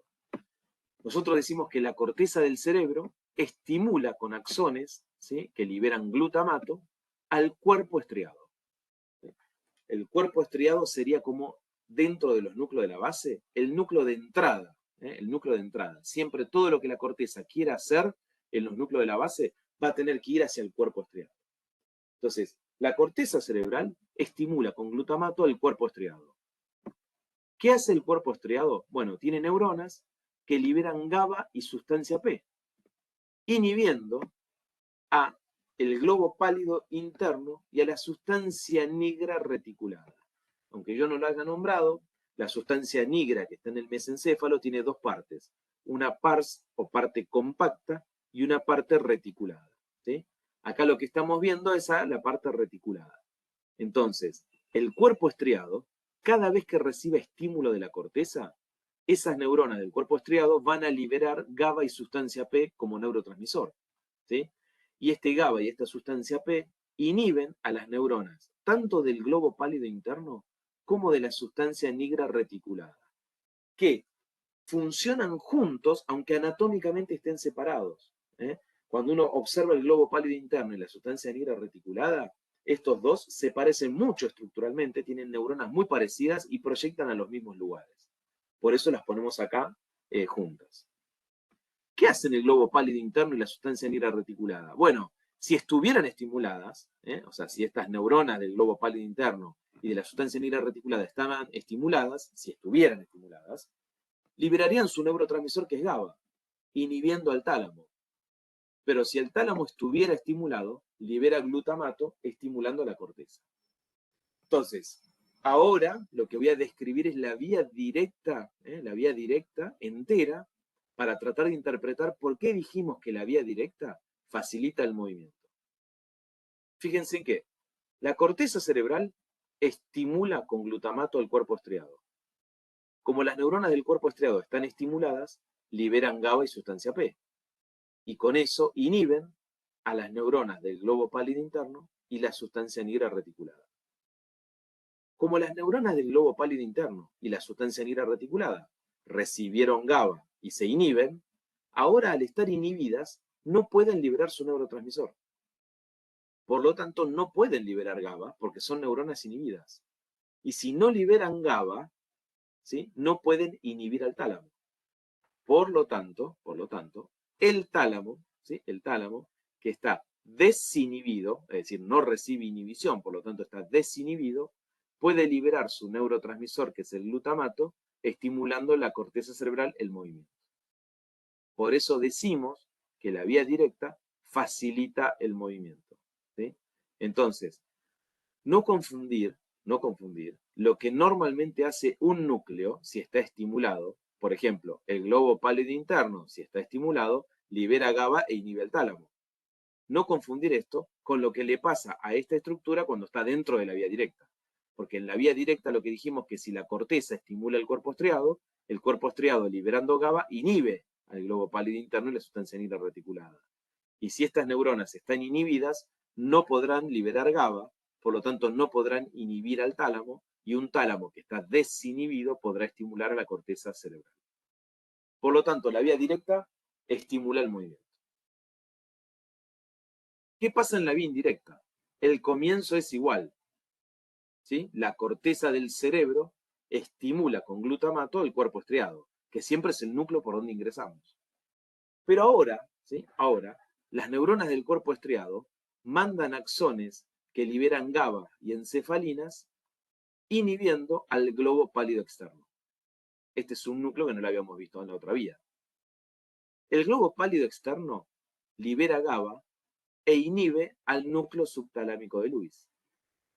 Y este núcleo subtalámico libera glutamato, estimulando al globo pálido interno y la sustancia negra reticulada. Estas, como siempre, van a liberar GABA, inhibiendo el tálamo, y el tálamo siempre estimula con glutamato la corteza. Entonces, de nuevo, no confundir lo que un núcleo hace si estuviera estimulado con el otro, con el que le sigue, sino qué le pasa a ese núcleo en función de toda la vía. Entonces, lo que vamos a ver ahora es la vía indirecta, en su totalidad. Habíamos dicho que la vía indirecta inhibe el movimiento. Bueno, veamos cómo lo hace. Cuando la corteza cerebral estimula al cuerpo estriado y este estimulado libera GABA y encefalinas hacia la vía indirecta, este GABA va a inhibir a las neuronas del globo pálido externo. Por lo tanto, si el globo pálido externo está inhibido, no puede liberar su neurotransmisor, porque está inhibido. Entonces no va a liberar GABA. Si no libera GABA, el núcleo subtalámico no se inhibe, porque no recibe GABA. Entonces, si no recibe GABA, el núcleo subtalámico, ¿sí?, está desinhibido. Si está desinhibido, va a liberar su neurotransmisor, que es glutamato, estimulando al globo pálido interno y la sustancia negra reticulada. Y estos núcleos, al estar estimulados, ahora sí pueden liberar GABA, que inhiben al tálamo. Como el tálamo ahora sí está inhibido, no puede estimular a la corteza. Por lo tanto, el movimiento se inhibe. Entonces, la vía indirecta inhibe el movimiento. Como sé que es un trabalenguas, escucho sus preguntas. Vamos. Ahí vamos. ¿Tienen preguntas? ¿Alguien tiene algo? Para Profe, decir o para ¿puedes poner de preguntar? vuelta el gráfico de la vía indirecta? Claro.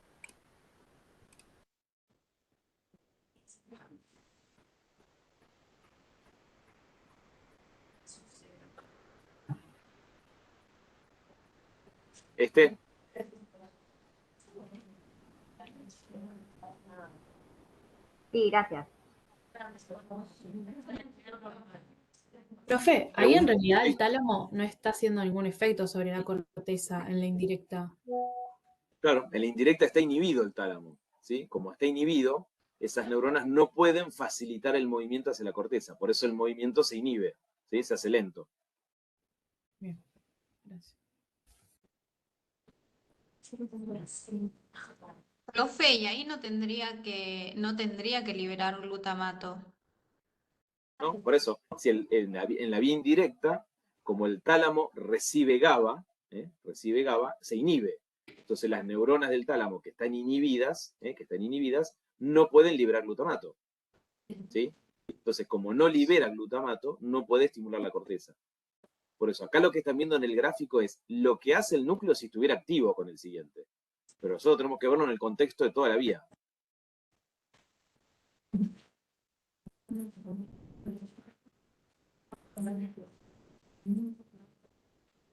Fíjense lo siguiente. ¿Cómo actúan los núcleos de la base entonces? Bueno, cuando hacemos un movimiento, la corteza motora, ¿sí?, va a decirle a la vía directa, facilítame ese movimiento, es decir, activa la vía directa para facilitar la realización del movimiento, e inmediatamente le dice a la vía indirecta, inhibime todos los movimientos que no deseo para que eso salga bien. ¿Sí? Este es el sentido que tiene. ¿Sí? Entonces, mientras la corteza cerebral estimula al cuerpo estriado para que siga la vía directa y facilite los movimientos que deseo, lo que quiero hacer, inmediatamente pongo en marcha el movimiento y la corteza le dice a la vía indirecta, inhibime todos los otros para que ese movimiento salga bien. ¿Sí? Fíjense que sabemos que los núcleos de la base, por ejemplo, se activan cuando hacemos movimientos con la musculatura axial. Es decir, cuando nosotros vamos caminando en la calle, moviendo los brazos, ¿sí?, naturalmente, ¿sí?, todo eso está activando los núcleos de la base y van haciendo ajustes posturales.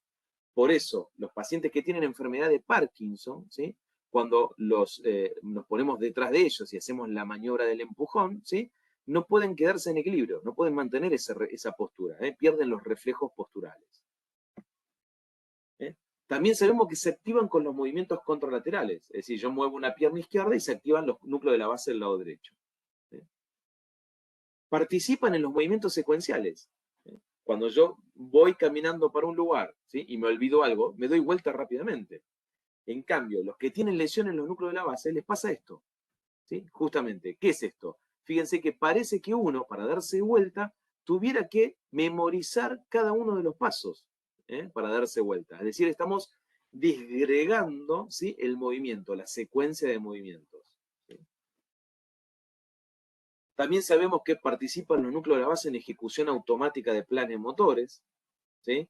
Es decir, cuando se lesiona el núcleo de la base, ¿sí?, los movimientos que hacíamos automáticos se hacen mucho más lentos e imprecisos, ¿no? Como si fuera la primera vez que lo estamos aprendiendo. ¿Sí? Aparte va a haber lentitud para hacer movimientos. Lo que decíamos antes, fíjense que le decimos al paciente dése vuelta y descompone todos los movimientos, como si tuviéramos que hacernos conscientes, ¿no?, de ese movimiento que era darnos vuelta rápidamente. Y va a tener esto, fíjense, va a tener micrografía, es decir, una letra que se va haciendo cada vez más pequeña. Fíjense en la postura en flexión.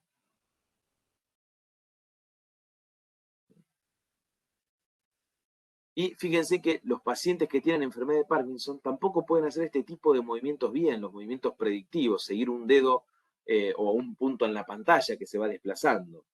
No lo pueden seguir correctamente.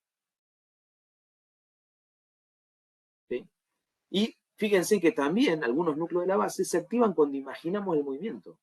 Solo imaginar el movimiento que vamos a hacer ya activa algunos núcleos de la base. Entonces, ¿cómo se llama esto que estoy dibujando hasta acá? ¿Es la vía directa o indirecta? Directa. Muy bien. Esa es la vía directa. Y ahora metí la vía indirecta. Pero acá nos faltó algo, ¿sí? Que es, ¿cuál es el rol que cumple la sustancia negra compacta del mesencéfalo? ¿Sí? Precisamente es, ¿cuál es el rol que cumple la dopamina como neurotransmisor? Resulta que la sustancia negra compacta del mesencéfalo libera dopamina hacia el cuerpo estriado. ¿Sí?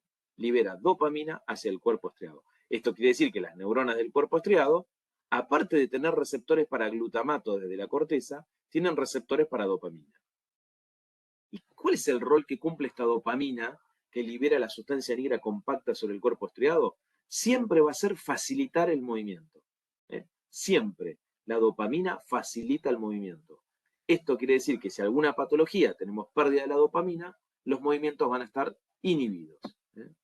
Entonces, lo que se descubrió también hace mucho tiempo es que en el cuerpo estriado hay dos tipos de receptores, o sea, dos grupos o poblaciones de neuronas diferentes. Un grupo de neuronas van a tener un receptor tipo 1 para dopamina y otro grupo de neuronas del cuerpo estriado tiene receptores tipo 2 para la dopamina. Y la dopamina que sale de la sustancia negra compacta, sobre el receptor de 1 estimula a esas neuronas y sobre el receptor de 2 las inhibe. Pero resulta que las neuronas del cuerpo estriado que tienen receptor de 1, ¿sí?, van a seguir la vía directa, liberando GABA y sustancia P, y las neuronas que tienen receptores de 2 siguen la vía indirecta. ¿Sí? Entonces, lo que tengo que recordar es que la sustancia negra compacta del mesencéfalo libera dopamina hacia el cuerpo estriado. Esta vía se llama nigroestriada. Esa dopamina tiene un efecto diferente en el cuerpo estriado según el receptor que tengan las neuronas. Las neuronas del cuerpo estriado que tienen receptor de 1 son estimuladas por la dopamina y esas neuronas se vio que siguen con sus axones la vía directa. Mientras que las neuronas del cuerpo estriado que tienen receptor tipo 2 son inhibidas por la dopamina. Pero esas neuronas siguen la vía indirecta.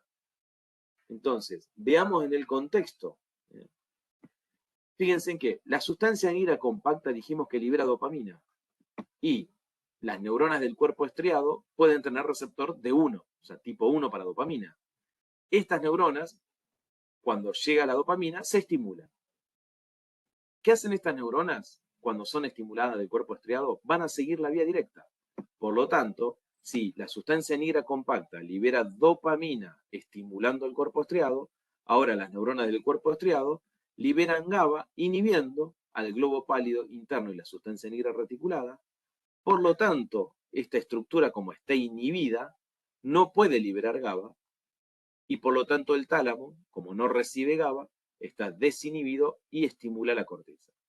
Es decir que la dopamina en la vía directa la facilita, ¿sí?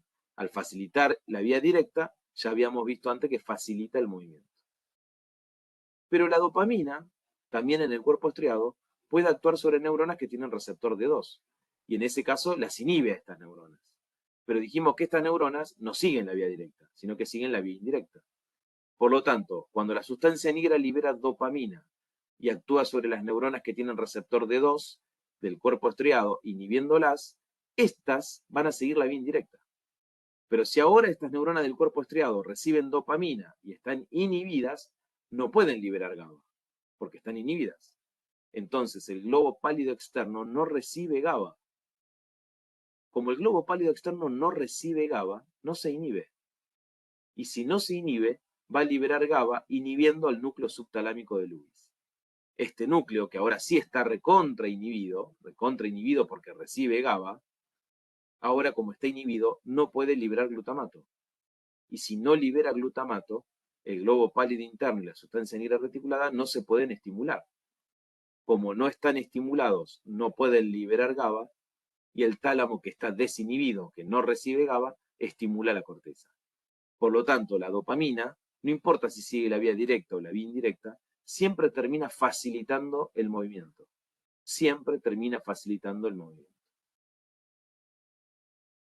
Profe, No importa porque era con los ojos. ¿podrás repetir la indirecta, por fin? Sí, absoluto. La dopamina, ¿sí? La dopamina inhibe a las neuronas del cuerpo estriado que tienen receptor D2. Pero esas neuronas siguen la vía indirecta, ¿sí? Entonces, si las neuronas del cuerpo estriado que tienen receptor D2 son inhibidas, esas neuronas, al estar inhibidas, no pueden liberar GABA ni encefalinas.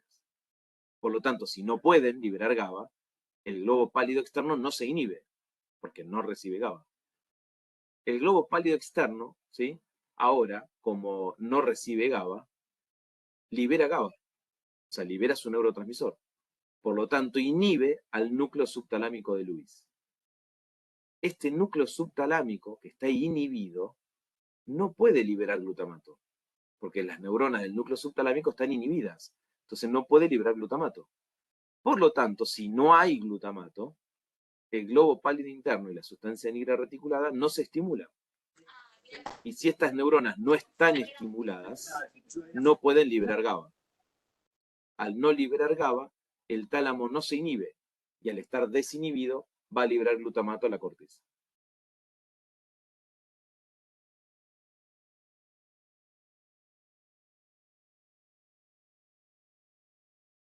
Cuando nosotros vemos qué patologías tienen los núcleos de la base, ¿sí? Habitualmente se dice que los núcleos de la base provocan dos tipos de manifestaciones motoras, o manifestaciones hipoquinéticas, y el paradigma ahí es la enfermedad de Parkinson, o manifestaciones hiperquinéticas, y ahí vamos a tener la corea, el valismo y la atetosis. Veamos la enfermedad de Parkinson, ¿sí? La enfermedad de Parkinson, ¿sí? Es una enfermedad, digamos, descrita en 1817 por James Parkinson. Él, en su libro que tituló Ensayo sobre la parálisis agitante, así la llamó inicialmente, ¿sí? Describía que los pacientes tenían movimientos temblorosos, es decir, tenían temblor, ¿no? Con algo de disminución de la fuerza muscular en zonas que no estaban en actividad, con una propensión a inclinar el tronco hacia adelante, es decir, en posición de flexión, y que pasaban de la marcha a la carrera, pero él decía, los sentidos y el intelecto permanecen intactos. Él, claro, los pacientes en ese momento, estamos hablando del siglo XIX, ¿sí? No tenían tratamiento, ¿sí? No había tratamiento. Por lo tanto, la mayor parte de estos pacientes, con el correr de los meses y los años, en general fallecían. Obviamente, con la aparición de la levodopa en la década del 60 y el 70, ¿sí? los pacientes empezaron a tener una continuidad en su vida y hoy una vida cuasi normal, obviamente con diferentes tratamientos, ¿sí? Por lo tanto, al desarrollar toda una prolongación de la vida, ¿sí? Nosotros empezamos a ver que estos pacientes, por su enfermedad, no por los medicamentos, sino por su enfermedad, pueden desarrollar algunos trastornos en los sentidos y el intelecto. Parkinson fue un estudioso, la verdad es multifunción. Fíjense en que aprueba el examen en 1784 como cirujano en la Corporación de Londres, ¿está bien? Trabaja obviamente activamente en un hospital, pero después participa activamente apoyando la Revolución Francesa, ¿está bien? Funda la Sociedad Geológica de Londres, ¿está bien? Y recién en 1817 describe este ensayo sobre la parálisis agitante y fallece solo 7 años después de eso. Fíjense que fue paleontólogo, geólogo, químico, médico, investigador, fue sanitarista, uno de los primeros sanitaristas para lo que fue el siglo XIX, ¿está bien? Ayuda mejorando condiciones de vida en niños, enfermos mentales, ¿está bien? Y recién 60 años después, fue Charcot el que llama a esta enfermedad de Parkinson.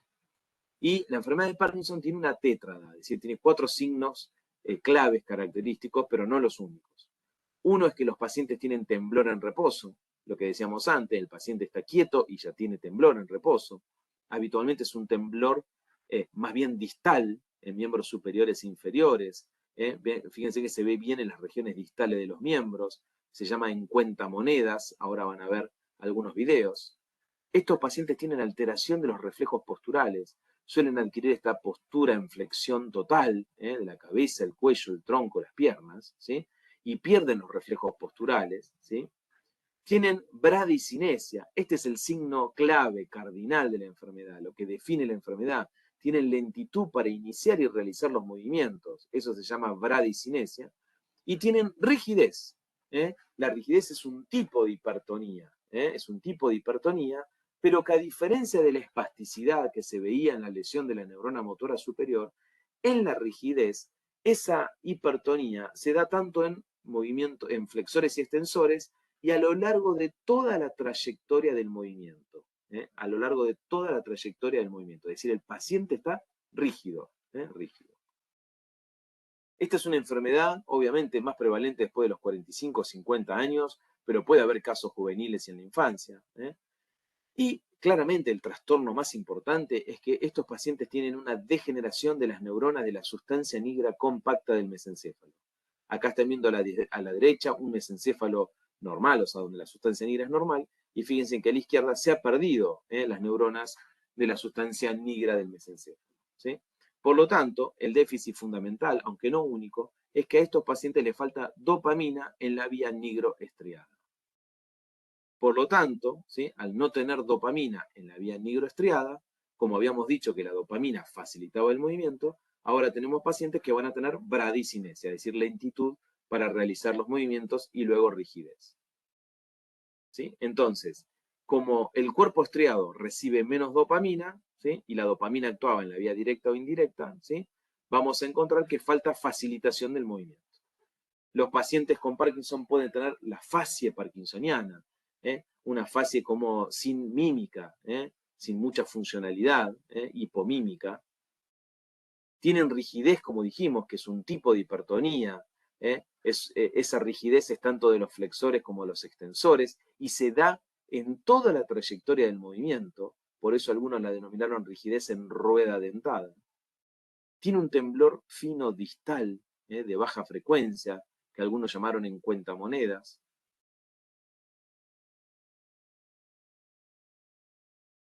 Fíjense acá, un temblor distal. Y una característica fundamental en la enfermedad de Parkinson es que la enfermedad es asimétrica. Asimétrica. Eso que quiere decir que siempre tiembla más un lado del cuerpo que el otro. Siempre está más rígido un lado del cuerpo que el otro y más bradicinético un lado del cuerpo que el otro. Acá están viendo el temblor en cuentamonedas. La discapacidad que ocasiona esto.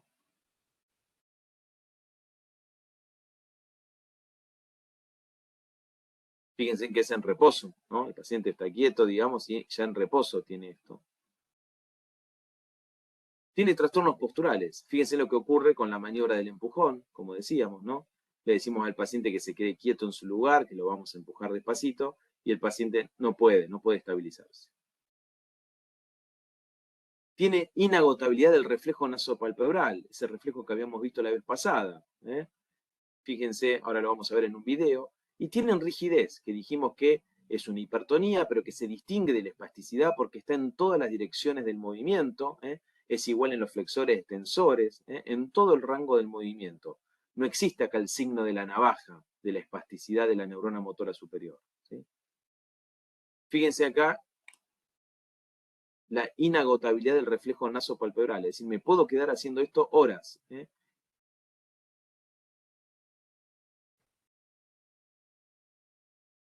Y obviamente, como dijimos, ¿sí? Acá hay un defecto en la dopamina de la sustancia negra compacta. Se han muerto las neuronas de la sustancia negra compacta, entonces falta dopamina. ¿Sí?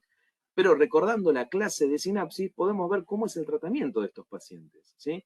Uno dice, bueno, si a esa sinapsis entre la sustancia negra y el cuerpo estriado le falta dopamina, démosle dopamina.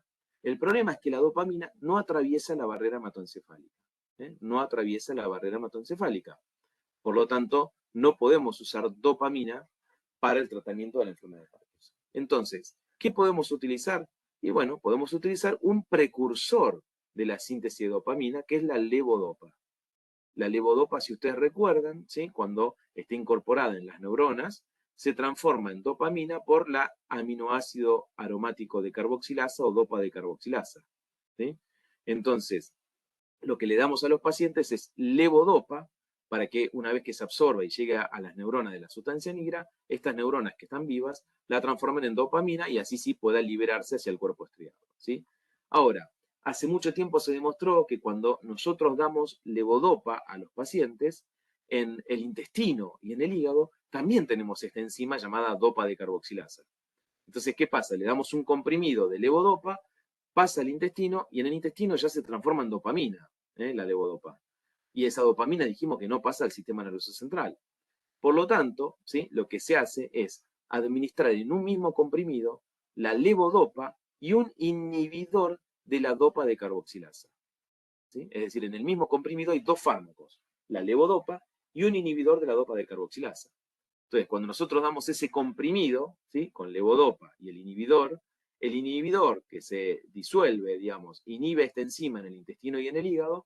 Por lo tanto, esta enzima no puede transformar la levodopa en dopamina, por lo tanto, la levodopa sí se absorbe bien, llega al sistema nervioso y allí sí se convierte en dopamina para actuar sobre el cuerpo estriado.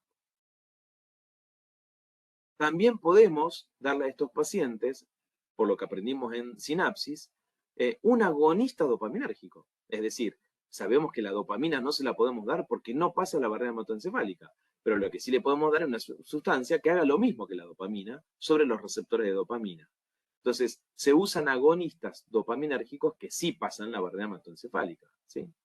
Y también lo que podríamos hacer es inhibir la recaptación de la dopamina. Es decir, para yo tratar de tener más dopamina en la sinapsis, lo que puedo hacer es inhibir la recaptación, así tenemos en esa sinapsis mayor cantidad de dopamina que actúe sobre los receptores. ¿Sí? Es decir que fíjense que aprendiendo sinapsis, aprendemos que hay diferentes mecanismos por los cuales nosotros podemos tratar a estos pacientes. Hay otras enfermedades que pueden producirse por lesión de los núcleos de la base. ¿Sí? Una de ellas, muy poco frecuente, es la llamada corea de Huntington. ¿Sí? La corea de Huntington es una enfermedad genética autosómica dominante cuyo daño está en el brazo corto del cromosoma 4. ¿Sí? Tiene una penetrancia completa, es decir, penetra esa autosómica dominante y tiene una penetrancia del 100%, por lo tanto, los descendientes siempre tienen algunos de ellos la enfermedad. ¿Sí? Es una enfermedad descrita en la Edad Media, ¿sí? Muy extendida. Estos pacientes, como tenían estos movimientos coreicos, como de danza permanente, que no podían obviamente frenarlos, se pensaba que estaban poseídos y en general se los mandaba a la hoguera. ¿Sí? La gente encomendaba a San Vito, que era el auxiliador de las enfermedades raras, a estos pacientes, por eso también se lo llama mal de San Vito en la jerga. La palabra corea significa danza, ¿sí? Entonces, el movimiento coreico es un trastorno involuntario, hiperkinético, ¿no? Con movimientos espontáneos, abruptos, excesivos, no tienen un ritmo particular, son irregulares, ¿está bien? Cambian de velocidad y dirección y migran de una parte a otra del cuerpo, o sea, se parecen a una danza. ¿Sí? Les dije que el problema estaba en el brazo corto del cromosoma 4, es una enfermedad autosómica dominante, y ahí lo que sucede al estar dañado, ¿sí? Este brazo corto del cromosoma 4, es que hay una expansión de un trinucleótido CAG. Cuanto más se expande este trinucleótido, más temprano se presenta la enfermedad, que habitualmente lo hace en la tercera y cuarta década, y el problema es que no solo tienen estos movimientos involuntarios, sino que aparte desarrolla el 100% demencia a temprana edad y suelen fallecer a temprana edad. Fíjense en cómo es esta enfermedad. Estos son movimientos involuntarios, el paciente no puede detenerlos, como una danza.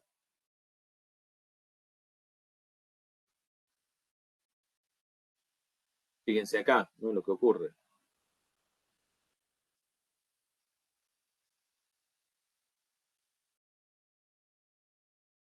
Acá van a ver, ¿sí? Movimientos coreicos.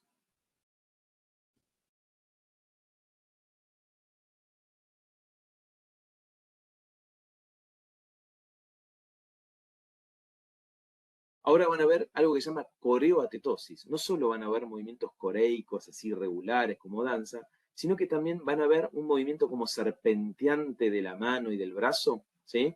Como si estuviera buscando algo en el espacio extrapersonal. Eso se llama atetosis.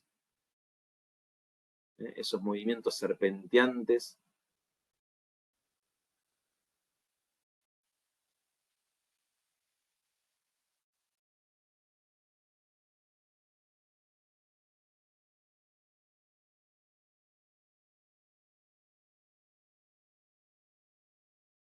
Acá tienen otra corea, que no es la corea de Huntington, ¿sí? No es esa enfermedad autosómica recesiva, no por atrofia, etc.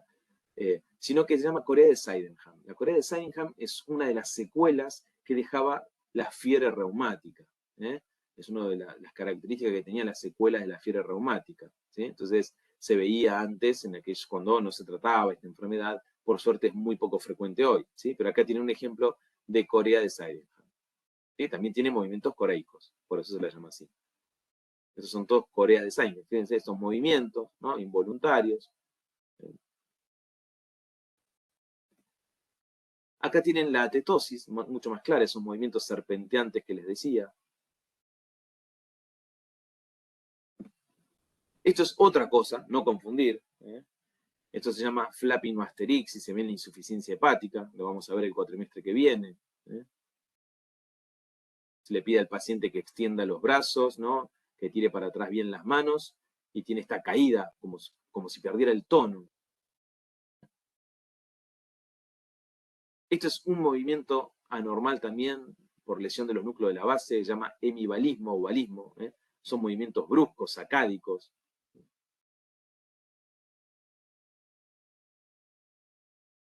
Acá tienen otros movimientos llamados nistagmus, ¿sí? Para recordar lo que habíamos visto antes. Y esto es otra cosa que se llama flexibilidad seria o catatonía. Ponemos los brazos del paciente y quedan en el lugar donde los pusimos. Esto es otro tipo de temblor, diferente a lo que vieron hasta ahora. Es un temblor llamado batir de alas o temblor rúbrico. Se cree que la lesión está en el núcleo rojo, por eso se lo llama así. Se ve en una enfermedad que se llama enfermedad de Wilson, que es un trastorno del metabolismo del cobre.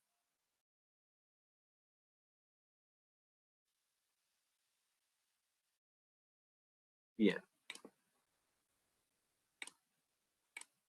A ver, escucho todas las preguntas.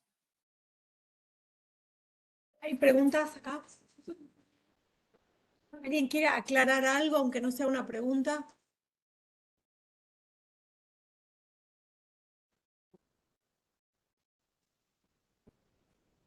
Por ahora no, Claudio. ¿No? Bueno, No, yo simplemente resumo Yo antes que una se vayan pregunta. esta última parte. Sí, por ahí. Dale, Perdón, Aye, ¿qué querías contar? no, Emanuel. El tema de los. Ah, perdón, me ibas a hablar. Dale, Manuel. No hay problema. La levodopa puede producir efectos cardíacos. Sí, sí. La levodopa tiene después muchos efectos adversos. Suelen verse, para lo que es la enfermedad de Parkinson, suele verse después de 4 o 5 años de su uso y en general lo que aparecen son las disquinesias, que son tipos de movimientos coreicos, pero también puede a veces dar arritmias, puede dar insomnio, ¿sí? Pesadillas. Sí, obviamente tiene muchos efectos adversos, por supuesto. Gracias. Y tiene una vida media muy corta, tiene una vida media muy corta, por lo cual hay que darla en general 3, 4 veces al día, ¿sí? Esto es algo medio engorroso, pero bueno, es parte muchas veces de la base del tratamiento. Sí, ella Ok, querías gracias. preguntar. No, perdón, lo mío ya me contesté sola porque iba a preguntar cómo hacían para facilitar el movimiento la dopamina, la liberación de dopamina, pero inhiben la vía indirecta, no es que la estimulan, es Claro, que claro, la exactamente. La vía directa, inhiben claro, la también. vía directa normalmente facilita el movimiento y la indirecta inhibe el movimiento. Claro, Entonces la dopamina en la vía directa la facilita, por lo tanto facilita el movimiento, y a la vía indirecta la inhibe, la inhibe, ¿no? claro. Como inhibe la vía indirecta, que es la que inhibía el movimiento, ahora el movimiento está facilitado, ¿sí? Bien, bien, listo. Eso. Profe, la Corea de Huntington, ¿la coreotestosis era un signo de la Corea de Huntington o era un signo que Sí, o aparece? sea, dentro de la Corea de Huntington, se llama así porque tiene movimientos coreicos, a veces pueden aparecer también coreoatetósicos. Pero, digo, el movimiento coreico y la atetosis no solo se ve en la Corea de Huntington. Por ejemplo, pacientes que tienen una isquemia del tálamo, ¿sí? A veces, o sea, una isquemia o una hemorragia en el tálamo, pueden desarrollar un síndrome que se llama síndrome talámico. ¿Sí? Tiene un nombre propio, síndrome talámico de Dejerin-Roussy. Esos pacientes que tienen síndrome talámico están, por ejemplo, hemiplégicos, por ejemplo, pierden sensibilidad y días o semanas después aparecen crisis dolorosas y le aparecen movimientos coreoatetósicos. ¿Sí? O sea, coreas y atetosis. O sea, que no es solo que en esa Corea de Huntington, ¿sí? Porque la Corea de Huntington es muy difícil de ver, muy difícil de ver, ¿está bien? Ahora, la enfermedad de Parkinson es a la que hay que prestar atención porque sí es muy frecuente, ¿no? Muy frecuente. Gracias, profe. Una sola aclaración, la enfermedad de Parkinson, el signo cardinal es la bradicinesia, es la lentitud para hacer movimientos, ¿sí? Y eso se explica, lo podemos explicar con esto que aprendimos hoy en fisiología, que es porque le falta dopamina, que la dopamina es la facilitadora del movimiento. Entonces, si yo no tengo dopamina, el movimiento va a estar más lento. Pero fíjense que, ¿cómo explicamos el temblor? ¿No? Que es un movimiento más rápido. Y el Parkinson tiene temblor en reposo, ¿sí? Entonces, no todo lo podemos explicar con esto. El temblor se cree que tiene que ver con que al faltar dopamina hay algunos núcleos que van a estar más excitados que lo que estaban y genera eso, pero también se cree que tiene que ver con la acción de la serotonina en otros núcleos, ¿sí? Digo esto para no confundir, ¿no? Porque el Parkinson es alguien que se queda rígido, con poco movimiento, pero al mismo tiempo tiene temblor, ¿no? Que es un movimiento más rápido, ¿sí? Pero bueno, o sea, no todo lo podemos explicar porque le falte dopamina, ¿sí? Pero en general la mayor parte de los trastornos del movimiento del Parkinson se arreglan o por lo menos se ven mejorados o facilitados cuando usamos algo relacionado con la dopamina.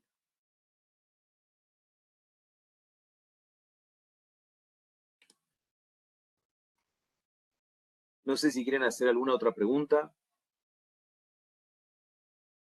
Y profe, esas cirugías que se hacen para el Parkinson, para Claro, controlar, el Parkinson tiene 2 o 3 cirugías mínimamente invasivas, ¿sí? Ya son, digamos, etcétera, que muchas veces lo que hacen es dañar específicamente un sector de un núcleo que estaba hiperactivo y que provocaba en realidad la bradicinesia, ¿sí? Entonces, muchas veces lo que se hace en esas cirugías, ¿sí? Que hay diferentes, se trabaja a veces sobre el globo pálido o a veces sobre el núcleo subtalámico, por ejemplo, lo que hacen justamente es interrumpir, ¿no? Algo para que el otro núcleo, si estaba inhibido, esté más activo y facilite el movimiento, ¿sí? Pero la cirugía está reservada para ciertos tipos especiales de pacientes y en general cuando la medicación no ha dado el beneficio que era esperable, ¿no? No está indicada para todos los pacientes todavía. Pero se hace en nuestro país, muy frecuente, hay varios lugares donde se hace, el Hospital Posadas, acá en la provincia de Buenos Aires, es uno de los que más expertise tiene en este tema, por ejemplo. Se han ensayado muchas cosas, se han ensayado el trasplante de células de la médula suprarrenal, médula cromafin, trasplante de sustancia negra de ratas, un montón de cosas se han hecho, digamos, para esto, ¿sí? Se ha mejorado muchísimo porque la medicación hoy disponible es muchísima, entonces los pacientes tienen menos complicaciones también por la medicación, pero todavía no tiene cura, ¿no? No hay una cura específica para esta enfermedad. Y recuerden que lo que estamos estudiando acá, en esta materia, es la enfermedad de Parkinson, que es una enfermedad donde hay neurodegeneración de las neuronas de la sustancia negra compacta, ¿sí? Pero por una enfermedad neurodegenerativa. Acá no estamos estudiando lo que se llaman parkinsonismos, que es pacientes que se parecen al Parkinson, ¿sí? Pero que se producen, por ejemplo, por el uso de medicación o por enfermedad vascular. ¿Sí? Acá estamos estudiando la enfermedad de Parkinson como una enfermedad neurodegenerativa, ¿sí? Pero, por ejemplo, si ustedes toman, ustedes no, pero alguien que tiene cierta propensión, le damos Reliberan, ¿sí? Que es el antivomitivo, ¿no? El Reliberan es que la droga es metoclopramida, el mecanismo de acción como antiemético, como antivomitivo, es el bloqueo dopaminérgico, ¿sí? Ese es el mecanismo de acción. Entonces, hay pacientes que cuando uno les da Reliberan, ¿sí? Desarrollan rigidez y lentitud en los movimientos, como si fuera un Parkinson, pero no es Parkinson. Entonces lo llamamos parkinsonismo medicamentoso, ¿sí? Si usan, por ejemplo, droga antipsicótica, como el haloperidol es un bloqueante potente dopaminérgico. Por lo tanto, ¿qué efecto adverso tenía el haloperidol? ¿Sí? Que por un lado mejoraba la psicosis, pero a los pacientes los dejaba parkinsonianos, pero no tenían enfermedad de Parkinson. Eso se llama parkinsonismo medicamentoso, ¿sí? ¿Y cuál es la diferencia fundamental? Que la enfermedad de Parkinson, la neurodegenerativa, es asimétrica. Primero se daña un núcleo, o sea, una sustancia negra compacta y después se daña la otra. Entonces los pacientes siempre tienen más rigidez de un lado que de la otra, más bradicinesia de un lado y más temblor de un lado. En cambio, los que son medicamentosos o vasculares, suele ser simétrica la enfermedad. Se da de igual manera en los dos lados del cuerpo. La última aclaración, porque después entra en el examen y yo me olvidé de comentarlo, es los núcleos de la base, tanto la vía directa o indirecta, ¿no? Nosotros decimos que facilita o inhibe el movimiento, ¿no? Pero ¿cómo lo facilita y cómo lo inhibe? ¿Sobre qué actúa al final de toda la vía? ¿Sobre quién actúan los núcleos de la base?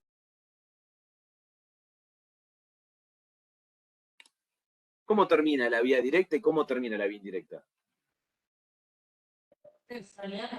Tálamo. Acá dicen la corteza. Claro, del tálamo y del tálamo a la corteza. ¿Sí? Del tálamo hacia la corteza. Cuando decimos la corteza son las cortezas motoras. ¿Sí? ¿Está bien? Se queda claro eso, ¿no? La corteza del cerebro, las cortezas motoras del cerebro. Y la corteza motora derecha, ¿qué parte del cuerpo regula? La izquierda, dicen acá. Muy bien. Entonces, cuando yo me dañe los núcleos de la base del lado derecho, ¿sí? Que trabajan con la corteza motora derecha, el problema lo voy a tener del lado izquierdo del cuerpo. ¿Sí? Esto, digo, los núcleos de la base, su manifestación es contralateral. A diferencia del cerebelo, que era ipsilateral, las manifestaciones de los núcleos de la base son contralaterales. ¿Sí? O sea que el enfermo de Parkinson, que tiene más temblor del lado derecho que del lado izquierdo, podríamos suponer que los núcleos de la base del lado izquierdo son los más dañados. Por eso se ve más temblor del lado derecho. ¿Sí? Entonces esto es importante recordarlo. ¿Se entiende?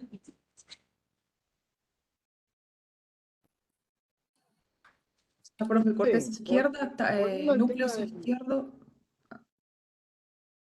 Los núcleos de la base del lado derecho, ¿sí? Estimulan a la corteza motora derecha y los núcleos de la base del lado izquierdo la corteza motora izquierda. ¿Está bien? Sí. Como la corteza motora sí es cruzada por el haz piramidal, entonces si yo lesiono el núcleo de la base del lado derecho y el problema lo tengo hacia la corteza motora derecha, la manifestación en el cuerpo es del lado izquierdo. Sí, gracias.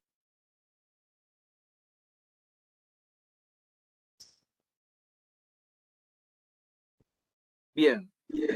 Bueno, las clases ya están en PDF, ¿está bien? Apenas terminemos con esto y se grabe, le subo la clase, ¿está bien? De acá lo importante, obviamente, es recordar los síndromes cerebelosos, ¿no? Recordar la enfermedad de Parkinson, y obviamente la vía directa e indirecta en este caso, y en el caso de cerebelo, las preguntas habituales tienen que ver con lo que vimos de vermis para vermis porción lateral, ¿no? Dónde proyectan y qué regulan en cuanto a eso. Esas son las preguntas que más frecuentemente aparecen en los exámenes, ¿sí? Pero bueno, quedo dispuesto a cualquier pregunta, y recuerden que obviamente que el sábado tienen la clase de nuevo con otro profe para volver a escucharlo. Nos vemos el martes que viene. Nos vemos, profe. Gracias, profe. Chao. Gracias por quedarse. Profe, Muchas ¿te puedo hacer una gracias. pregunta? Pero no de la clase. Escucho. La vez pasada dijiste que los que vivíamos cerca del INE, que salíamos de SIM pero vivíamos cerca, que podíamos dar el presente y no tener que quedarnos. No, yo no dije eso. No, yo no dije eso. No. O sea, el que le toca cursar un martes tiene que ir a cursar el martes. Son pocos, digamos, son poquitas personas, digamos, pero tienen que ir a cursar el martes. ¿Sí? Los que les dije que los que están cursando SIM y viven lejos, Sí, los que viven cursábamos lejos, SIM nos podíamos quedar, pero que los por que eso. vivíamos cerca le podíamos dejar el lugar. No, está bien, pero yo no dije eso. Lo que dije es si llegara a haber multitud, digamos. Yo lo que veo de acá en el aula es que sobran bancos. Así que en principio no es eso, digamos, ¿sí? Lo que aclaro es, el que vive lejos se puede quedar, por supuesto, ¿está bien? Pero después hay que cumplir digamos, la verdad que es poquito, ¿no? Creo que es una vez casi al mes que tienen que ir presencialmente. Así que eso hay que cumplirlo. Bueno, listo. Profe, yo le avisé por campus, le mandé un mensaje y le Sí. dije que este sábado presencial no iba a poder ir porque rindo ecología a las 8. Sí, lo vi. Ah, ok. Sí, Y sí, me sí. Yo, a todos los que rinden, digamos, obviamente yo tengo un listado de los profes, ¿está bien? O sea, eso no hay problema, quédese tranquilo, yo después lo chequeo. En general no lo chequeo inmediato, lo chequeo 2 o 3 semanas después, pero yo lo chequeo. por eso me uní hoy más que nada para ver la clase porque Sí. no iba a poder ir el sábado. Perfecto. Gracias. No, por favor. No sé si me escucha No ahí. sé si me escuchan. Sí, yo escucho.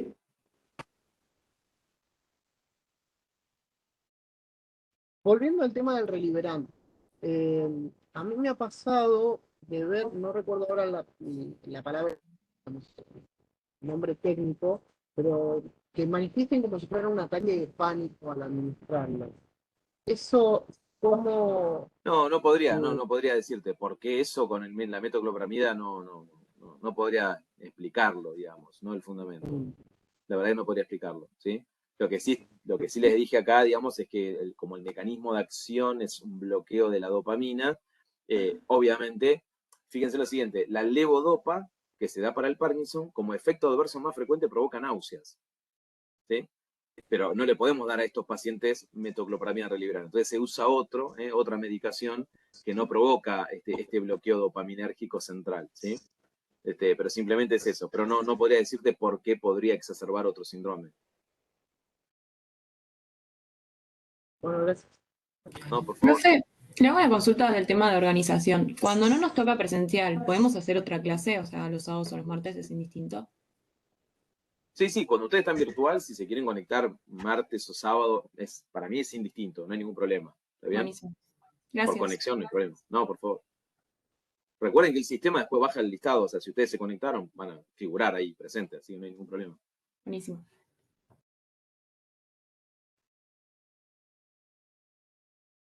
Bueno, nos vemos en la próxima. Buenísimo, profe. Nos Hasta vemos. luego. Chao. Chao. Hasta luego. Gracias por quedarse. Chao, profe.